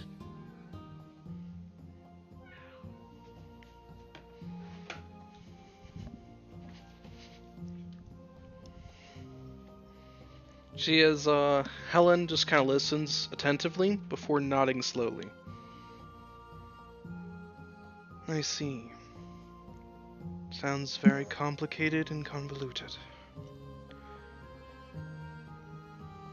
I wanted to be sure of it, so when we met with Lord Bahamut, he recognized Lady Ophelia as she were. He was surprised to see her standing, and she herself did not want to be. He restored kindling within her and said that she had a long journey ahead of her, but that she should seek further of her items to restore herself for what her once was. She had a scythe with her, which we later learned was the Tender Fields of Men. They had corrupted the blade, making it workable for only someone of evil manifestation. A perfect weapon for a corrupted being or a lich. We slowly gathered some of the articles. One of them being the dragon brooch, and later, most recently, the hat. We were only able to do so because I was able to convince Darius to go and visit the tomb. I wanted to be sure that this was her completely.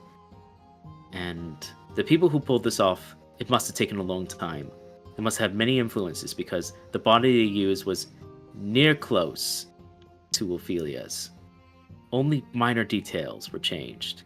The book seemed very accurate, but only those who had studied it would know the slight differences. And the fabric in which she wore was similar, almost down to the fiber, but it just was a little too new, a little too used. And at that point, I was confirmed that they had taken her body in secret. Unfortunately, with the most recent acquirement, we realized something. If they did so with Lady Ophelia, what of the other champions in her party? By this point, Helen has steepled her fingers kind of in front of her face as she thinks. Mm-hmm. The majority of the champions' remains have been lost to time. Mm-hmm. But The what few if they that were we know found of. again? Mm-hmm. One resides in King's Landing, one within Gloucester, and there are 2 in Reynold. I think they have already been taken under the noses of those who keep them.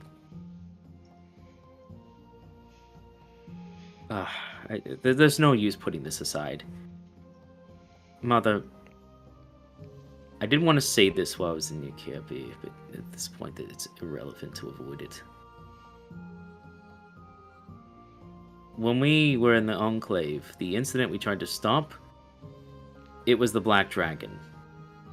He was trying to come through the Enclave in the back door through the Savage Lands. Through a miracle, thanks to Sir Gildas and his deity, we shut down his portal to get in. But this is a creature that has many routes, and he's planning to start a war. He wants to come here, and he wants to destroy everything we've built up. And I think he's in cahoots. I think there's a partnership between it and the Blight, the one from the First Age. I believe they're connected in some way. Maybe even deeply connected.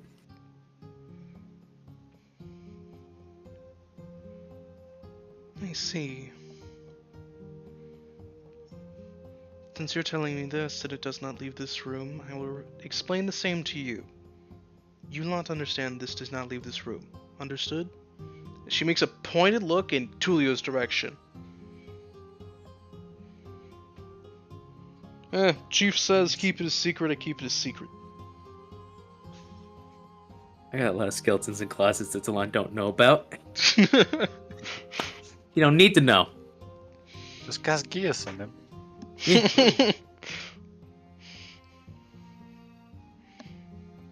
I killed the real Tulio years ago. I killed the real Tulio years ago. I've just been using his moniker all along.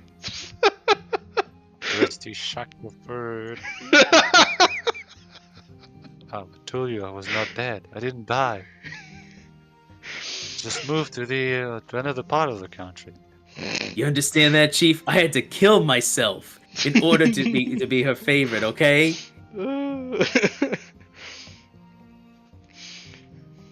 Tulio will just kind of shake his head again, and with a bit more seriousness, he'll change his posture. Believe it or not, I'm actually incredibly good at keeping secrets, been doing it for over 30 years. You don't live in Nebulum very long by blabbing. Snitches die. Unless you're willing to protect yourself from a plethora of more powerful entities than you don't sell information all willy-nilly. So I can keep it a secret. Trust me. I really don't trust anyone who simply says, trust me. Trust is earned, not given. Damn right. Delon, do you trust him? Do I? Does Delon?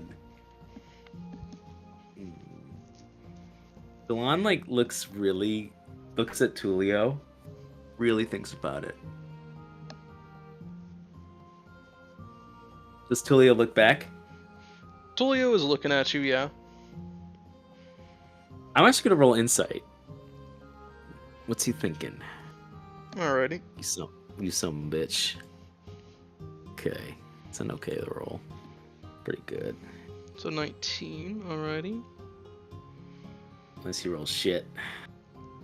Let's see here real quick. Dude, that's just deception. He's gonna ace this.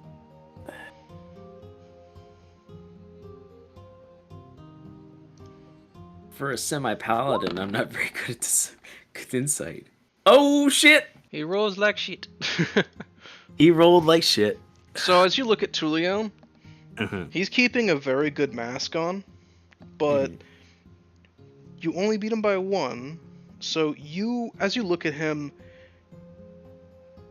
you at first don't notice anything, but you've been palling around with Tulio for a while to notice just slight changes in his posture. You'd feel like he's as interested in your answer as Helen is. That's what you can get out of him.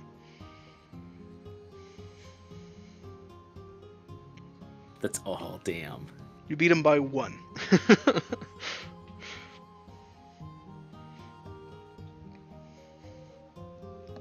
Is Delon a man of faith in people? Which is yes.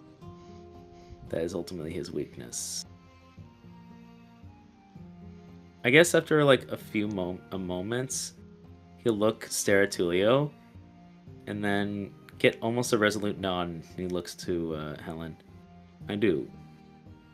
Even if he does not believe it himself. You just see Tulio visibly raise an eyebrow, but he keeps his arms crossed in front of his chest, kind of a thing.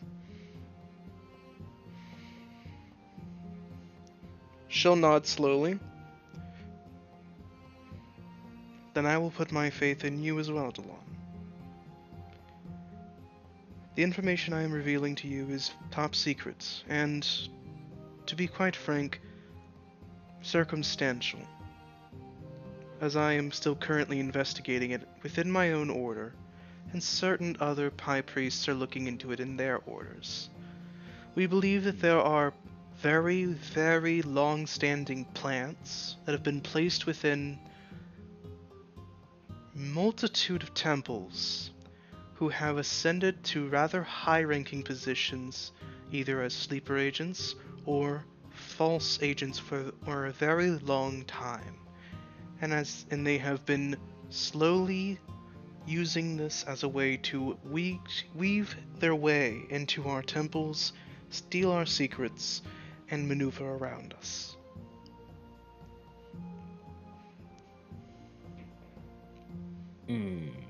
Yorm visibly just frowns. That is not good. No, Cooks in the temple is not good. I don't understand. They train you to see these sorts of things. She nods. We believe that whoever is in on this are true believers of our temple, but they also are playing into another person's hands. We're not entirely sure as to how or why. We think they are true believers who are playing two sides.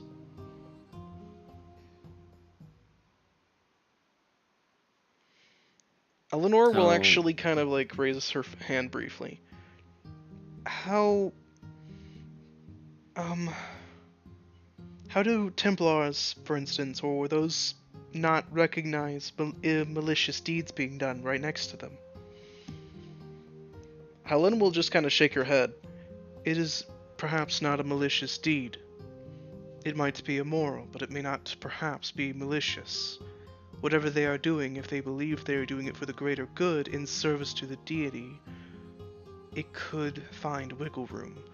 Also, those within the temple are the most likely to be able to eventually find ways to work around the perimeters. If you know the guard rotations, if you know what others are looking for, you know how to avoid them. You're a smart cookie. Helen will narrow her gaze at Tulio. And Tulio is actually sharpening a dagger.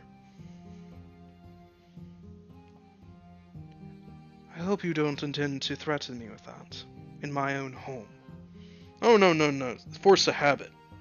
I'm saying you're a smart cookie because you've actually figured out the long con. Gonna be honest though, it took you guys way too long. That's where Delon is going to then point. Tulio, if you would please then enlighten us. Enlighten us, or I will detain you myself. And I will bring you back, silenced and bound, to the temple for questioning. This is why I hate Templar types. You say one thing trying to help, and they immediately assume you're in on it. I didn't say that. But I do know you work for the Red Magus. Or you did at one point in time. Not anymore. I just want to know what their plan is. We're already enemies of them anyways. What the hell should it matter if we know their plans? Tulio will just kind of nod. He'll toss his dagger in the air, catch it, and just kind of begin balancing the tip of the dagger on his finger as he talks. Red Magus has long since had plants in most of the temples of Canes. Many of the highest ranking members of the Red Magus are actually high ranking members of the temples. Not the highest of the members of the temples, but high up. High enough to get things done, high enough to know what's happening across Canes. High enough to feel, perhaps, that they might be willing and able to nudge certain worldly affairs in certain directions.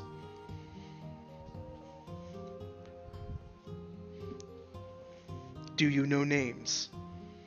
If I knew names, I would not be alive right now.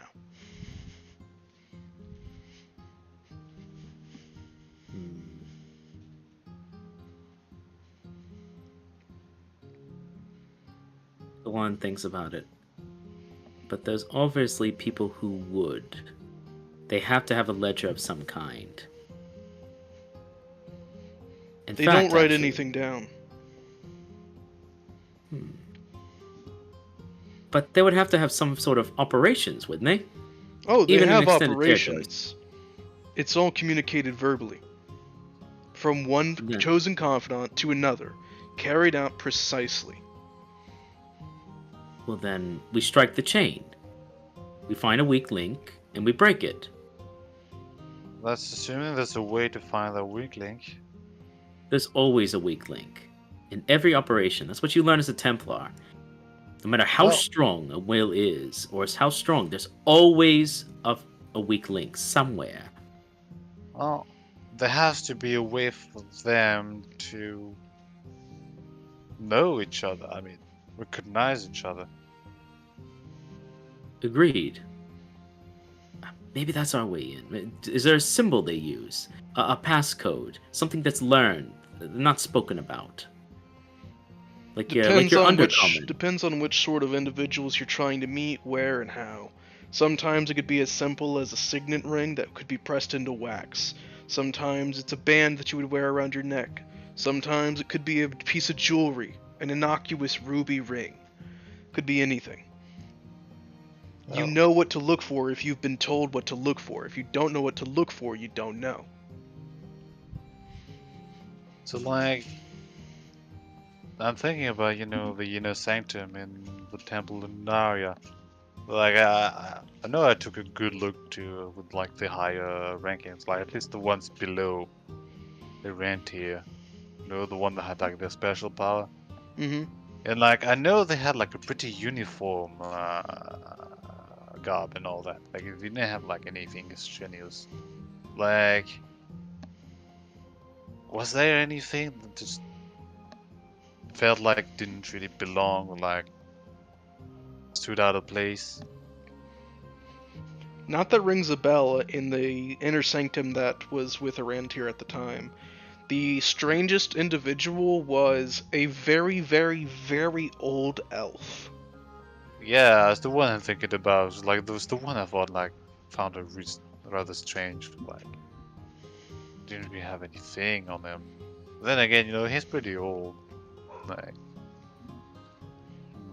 He was by far one of the oldest looking elves. He was practically gangly looking, kind of a thing. and like in the other chapels, it's the Bridge of Amor and all that. On the Bridge The of one from, Amor, like, Rely. With Caroline, nothing really pops out in your memory. Nothing that stood too far out of mind. You just remember that there were a lot of people practicing healing on a bunch of wounded soldiers who had just gotten back, kind of a thing.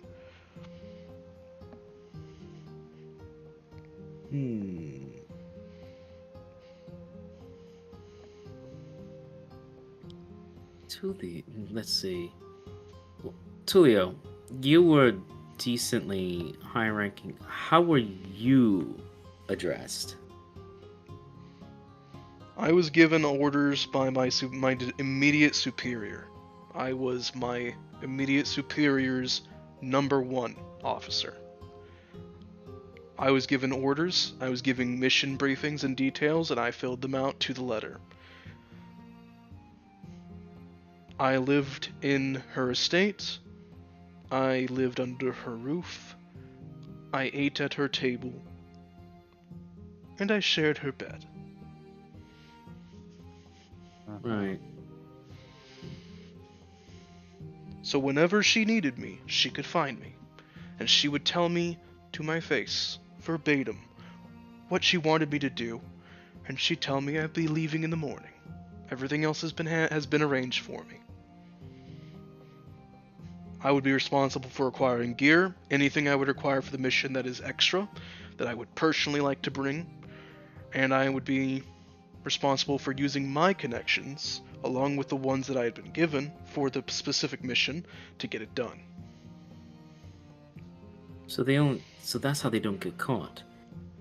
In case you get caught, it's just your connections in it.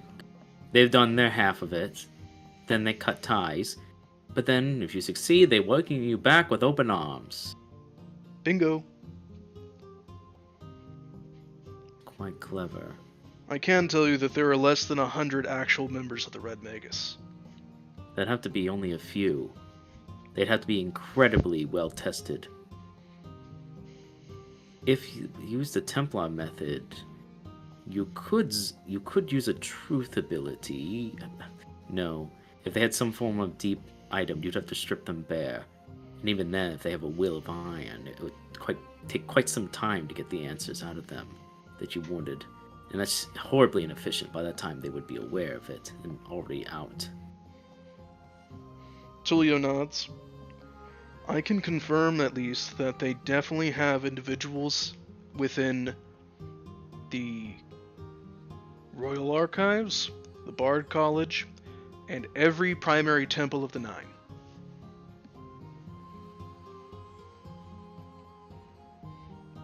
It is.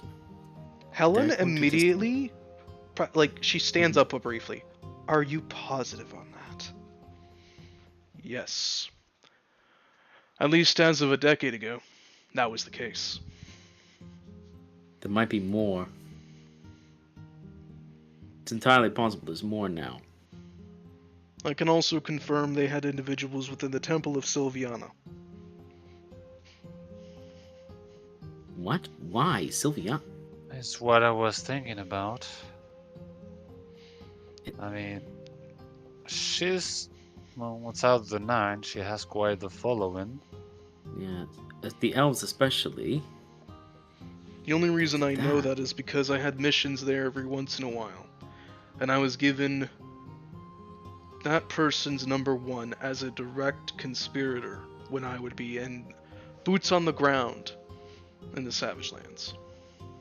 Do you know who that was? No. Their #1? No. They always operated through a medium. And if we ever met, our faces were covered, our voices changed with magic items. We left no trace. Even our appearances changed magically, should our disguises be removed. Sometimes our appearances changed physically, with non-magical means.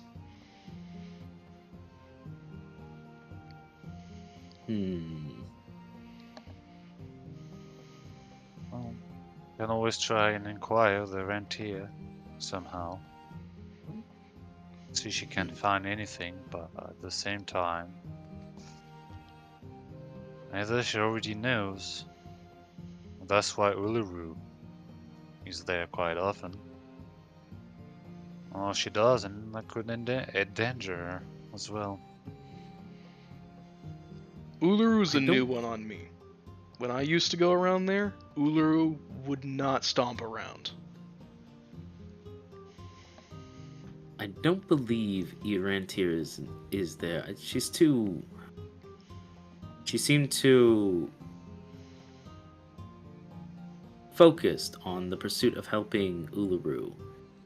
I don't believe that she would be a working for the Red Magus. Mandy, who found the Rentier evil were we better? Was it Bob or was it you? I think Which one? What? Found her Rentier. evil? I know one of you two found her evil. That was Like, Bub, I think. was it Bob?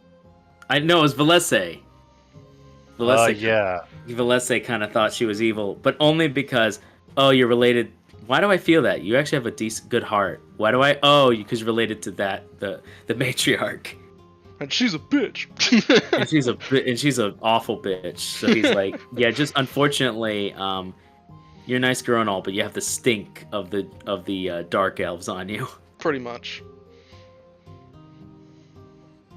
Julio, will toss his dagger again, catch it, and he'll just pocket it as he shakes his head.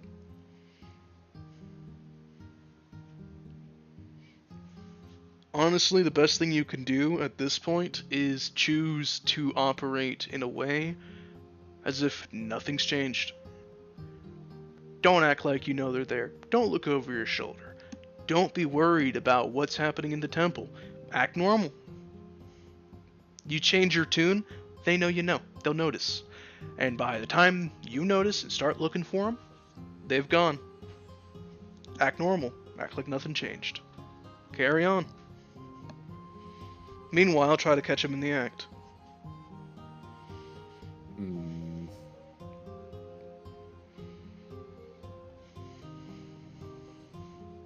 How we do that if they're always so cautious? Always, they have to make a mistake once in a while. Mistakes Human among nature. the Red Magus are failed missions, botched jobs, botched attempts to change events. Mm. Everything that I tended to do for them happened to be bumping off either people of power, merchants of some renown or up-and-coming renown, sometimes random farm villagers, people that shouldn't matter, but for some reason the Red Magus said they had to go. Or stealing certain items, or framing certain people, putting evidence for certain people in certain places, so they spent time in prison. Most of the time, those people were guilty. Very rarely did I truly frame someone who was innocent. It was just essentially a matter of making sure that a guilty person was put behind bars. But everything they ever had me do was either killing someone, manipulating information, or helping an event happen that was probably going to happen anyway. Or preventing a terrible thing. There were a few times I assassinated assassins that were going to kill important people. Of course, not out of the kindness of their own hearts.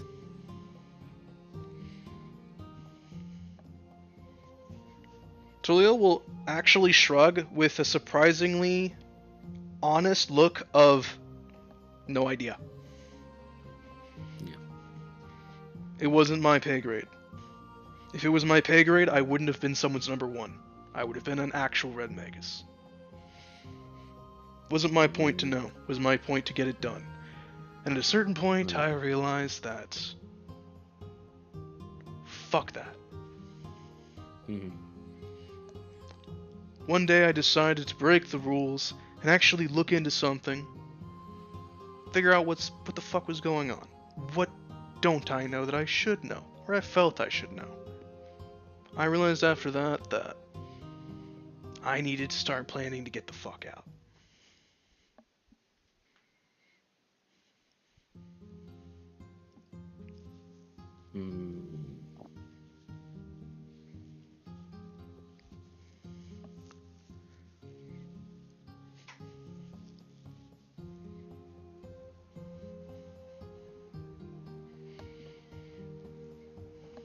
Do you still know that some of the operations which they've held themselves in?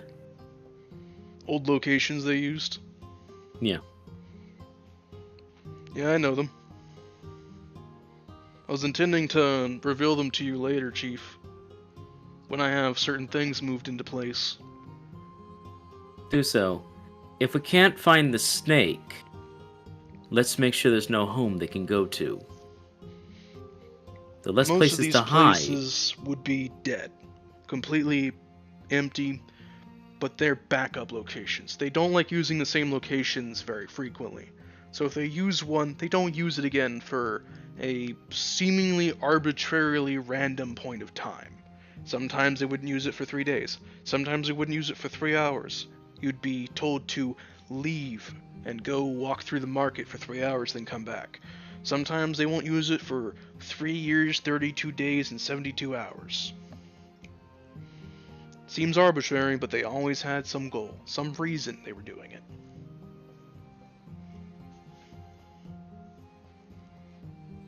I've never been one to deal with Cloak and Dagger. Tulio will just kind of give you a grin and just look at you, Delon. That's why you hired me. Yes, that is why I hired you.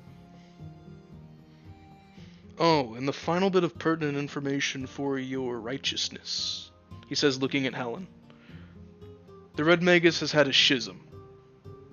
Somewhere within the last, I'd say, 200 years, they decided to have a bit of a breaking. So there are two factions operating within the Red Magus who don't really agree on what exactly they're doing. And they dance around each other. Let me guess. One of them is the Black Dragon cult. Tulio will shake his head. I don't know for certain on that one.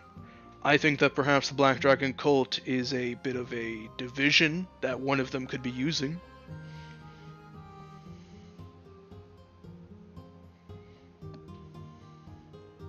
So there's the Red Magus and then another faction of the Red Magus. And they both have different goals. Best to think of them as Red Magus A and Red Magus B. Wonderful. That's two. That's two snakes now.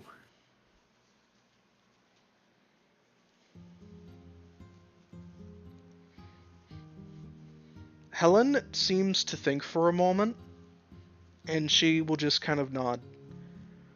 We'll table this conversation for now. I have more than enough that I need to communicate to certain people. Delon, may I speak with you privately really quickly? Of course. She walks away, leaving the party. Mhm. And once you're in private with her, she whispers to you. Watch that man like a hawk. No, better than a hawk. Watch him like a Templar. It's very convenient that he knows all of this information. He has found himself in your charge. Delon's actually going to whisper back. You assume that I had not considered that. I am assuming that you might think that he is willing to turn over a new leaf, or he truly wishes to stab his group in the back. Perhaps he does. But which group is he stabbing in the back? A or B? Alright, I see your point.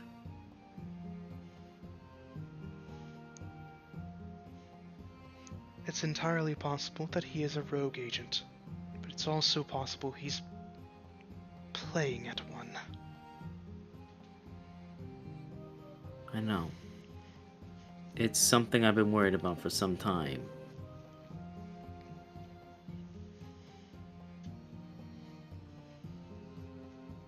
Ever since I met him, I knew he was more skilled than he was letting on. Time has shown to be far more skilled than I realized, but I do genuinely believe I do genuinely believe he's done and tired with all this. but I don't know if he realizes the desire to be truly done with everything.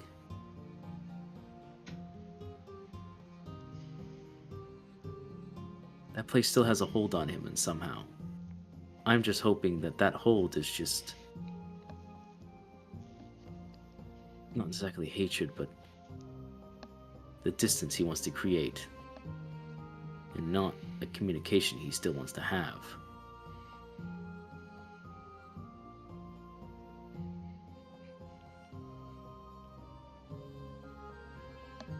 She nods, and she'll whisper to you again.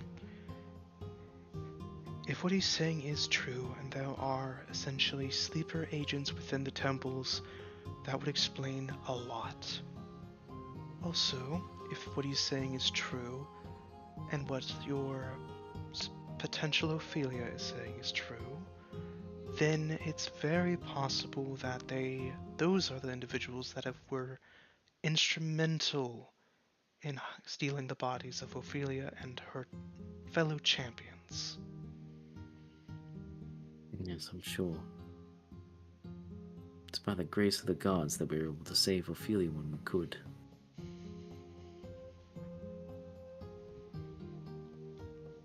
Be very careful, Delon. I know you'll be traveling around. And I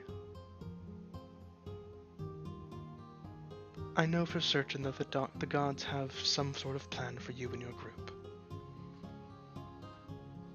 I have to put my faith in you and the gods that it will work itself out.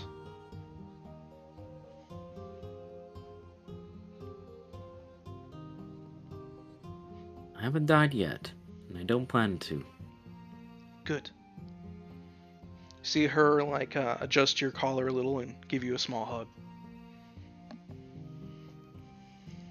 It's okay, it's gonna be alright.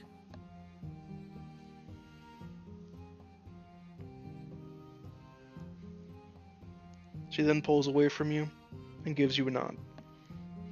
We should return to them so as not to think that we're calling the Templars on your hired man.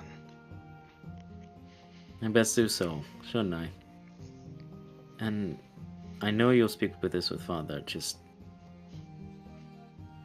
You both now know information that I've been trying to make sure the others don't.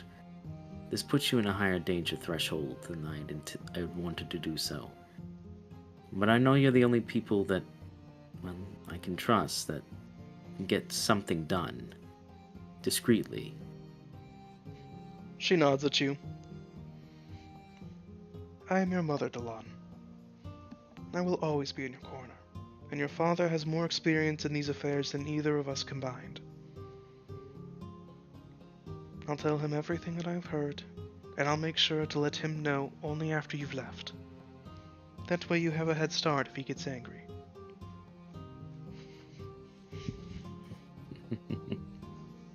Thank you for considering me.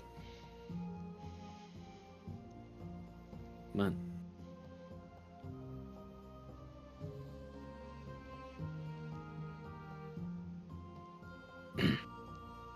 it will be alright, I assure you. We'll find a way.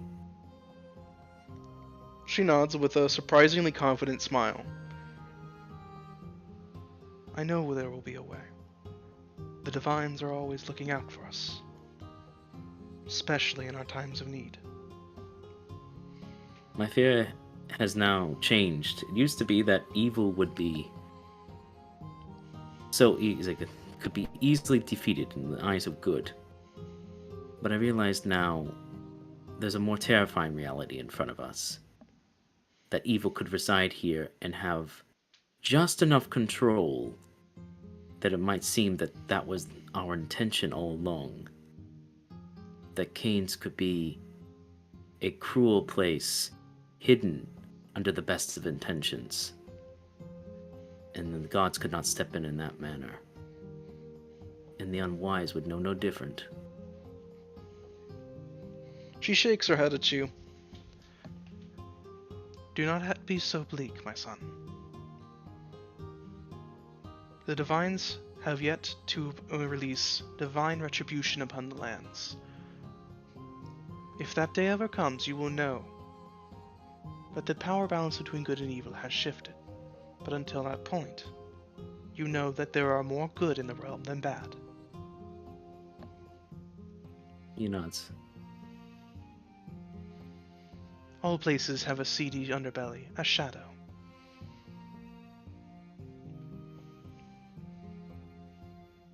I'm already getting tired of shadows, and I've hardly seen many. She smiles at you. We all have shadows, and they will always be with us. So long as there is a light, there will be a shadow cast by that light. It is the way of the world. But light exists to purge darkness, to illuminate. And while, yes, shadows can be cast by illumination, that is the darkness retreating in front of the light. And she gives you a confident nod.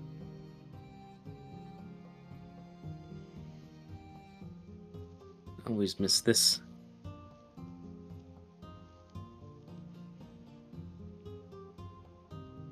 And they say I'm confident and cheerful. You are. It's one of your better features.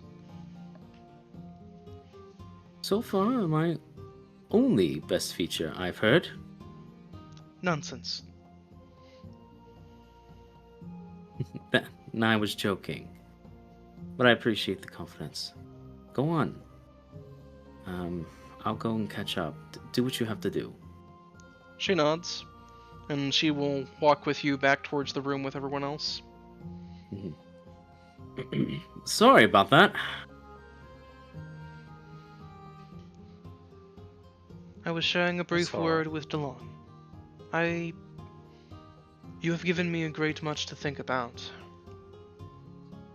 As uncouth as you are, I appreciate the information you have shared with me. No problem. Honestly, considering you're high up in the temple anyways, and you mentioned you were just looking into suspicious individuals like that, you're already on their radar. Best I can do is even the playing field. If they're playing with a stacked deck, why don't I slip a few cards from mine in your deck, eh?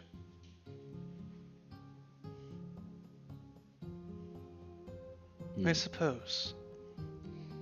Though the Divines have plenty of cards in my deck. I'm sure. Have a few mortal cards, eh?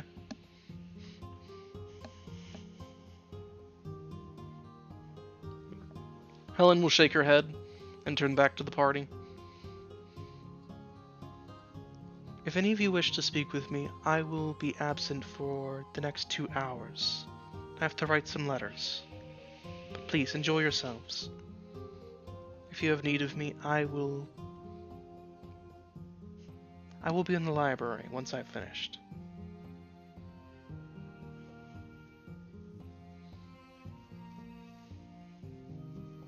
I'll be seeing you later then. There's a few things I wanted to ask about. She gives you a nod with a small smile.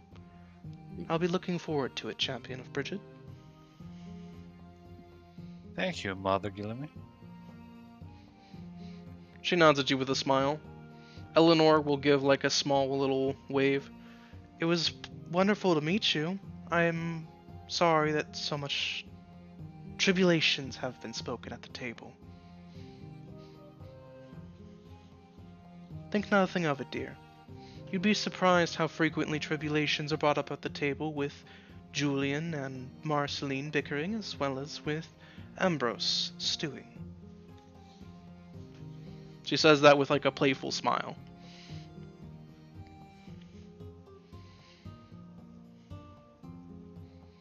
And Ladyship Nightfield, I wish you luck in your quest. You were an inspiration to myself when I was but a girl.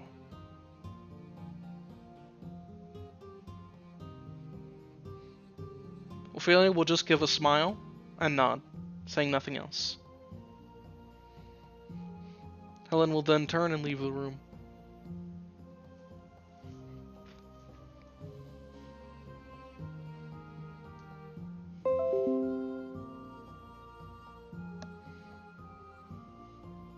Well,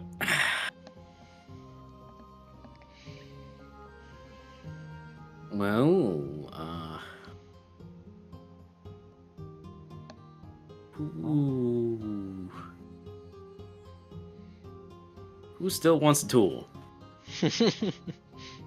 You see as Talina immediately raises her hand. Excellent. If you want to follow me, you can. If not, sure, Julian's still out in the courtyard. There's of course Marceline, who's in the garden. If you want to go on a brief tour, I can show you the manor and some of the paintings and some of the family history. Or we can wait till later. That's fine too. Well, I do have a few hours to kill until your mother is free for questioning. So,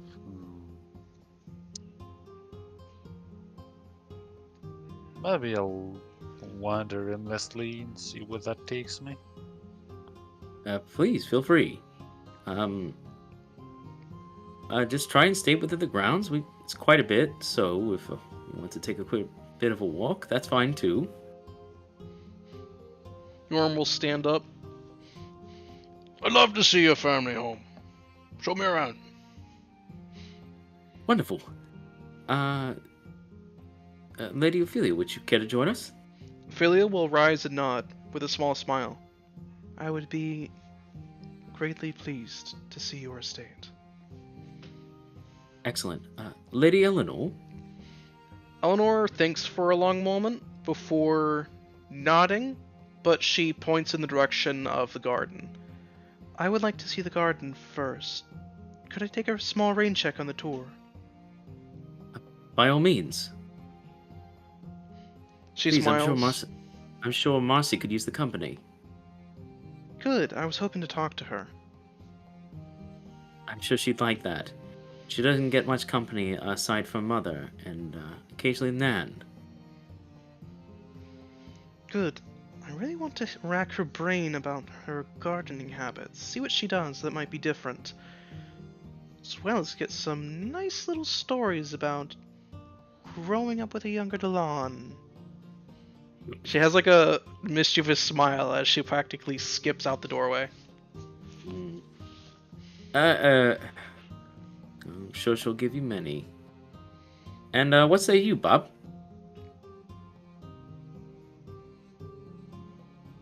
Care to join us on a tour, or want to see the grounds?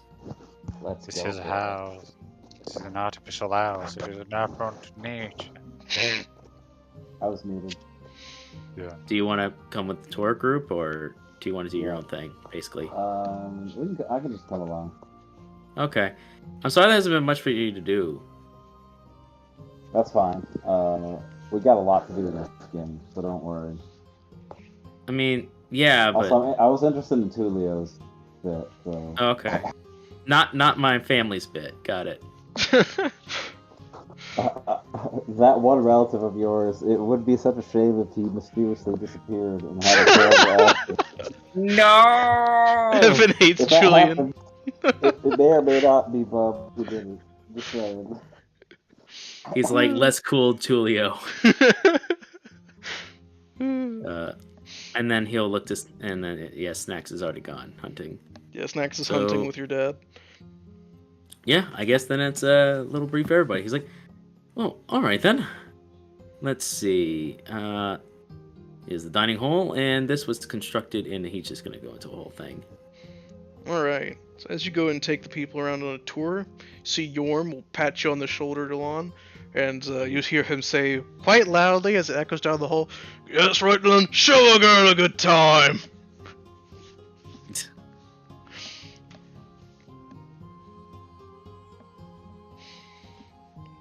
With that, I think we're gonna wrap up for the night. Mm-hmm. And next time, party will finish up, I believe, their interactions at the Gilliman estate, and likely make their way over to the Brown Dragon Horde. Thank you all for tuning in, and hope you have a good night. Bye-bye.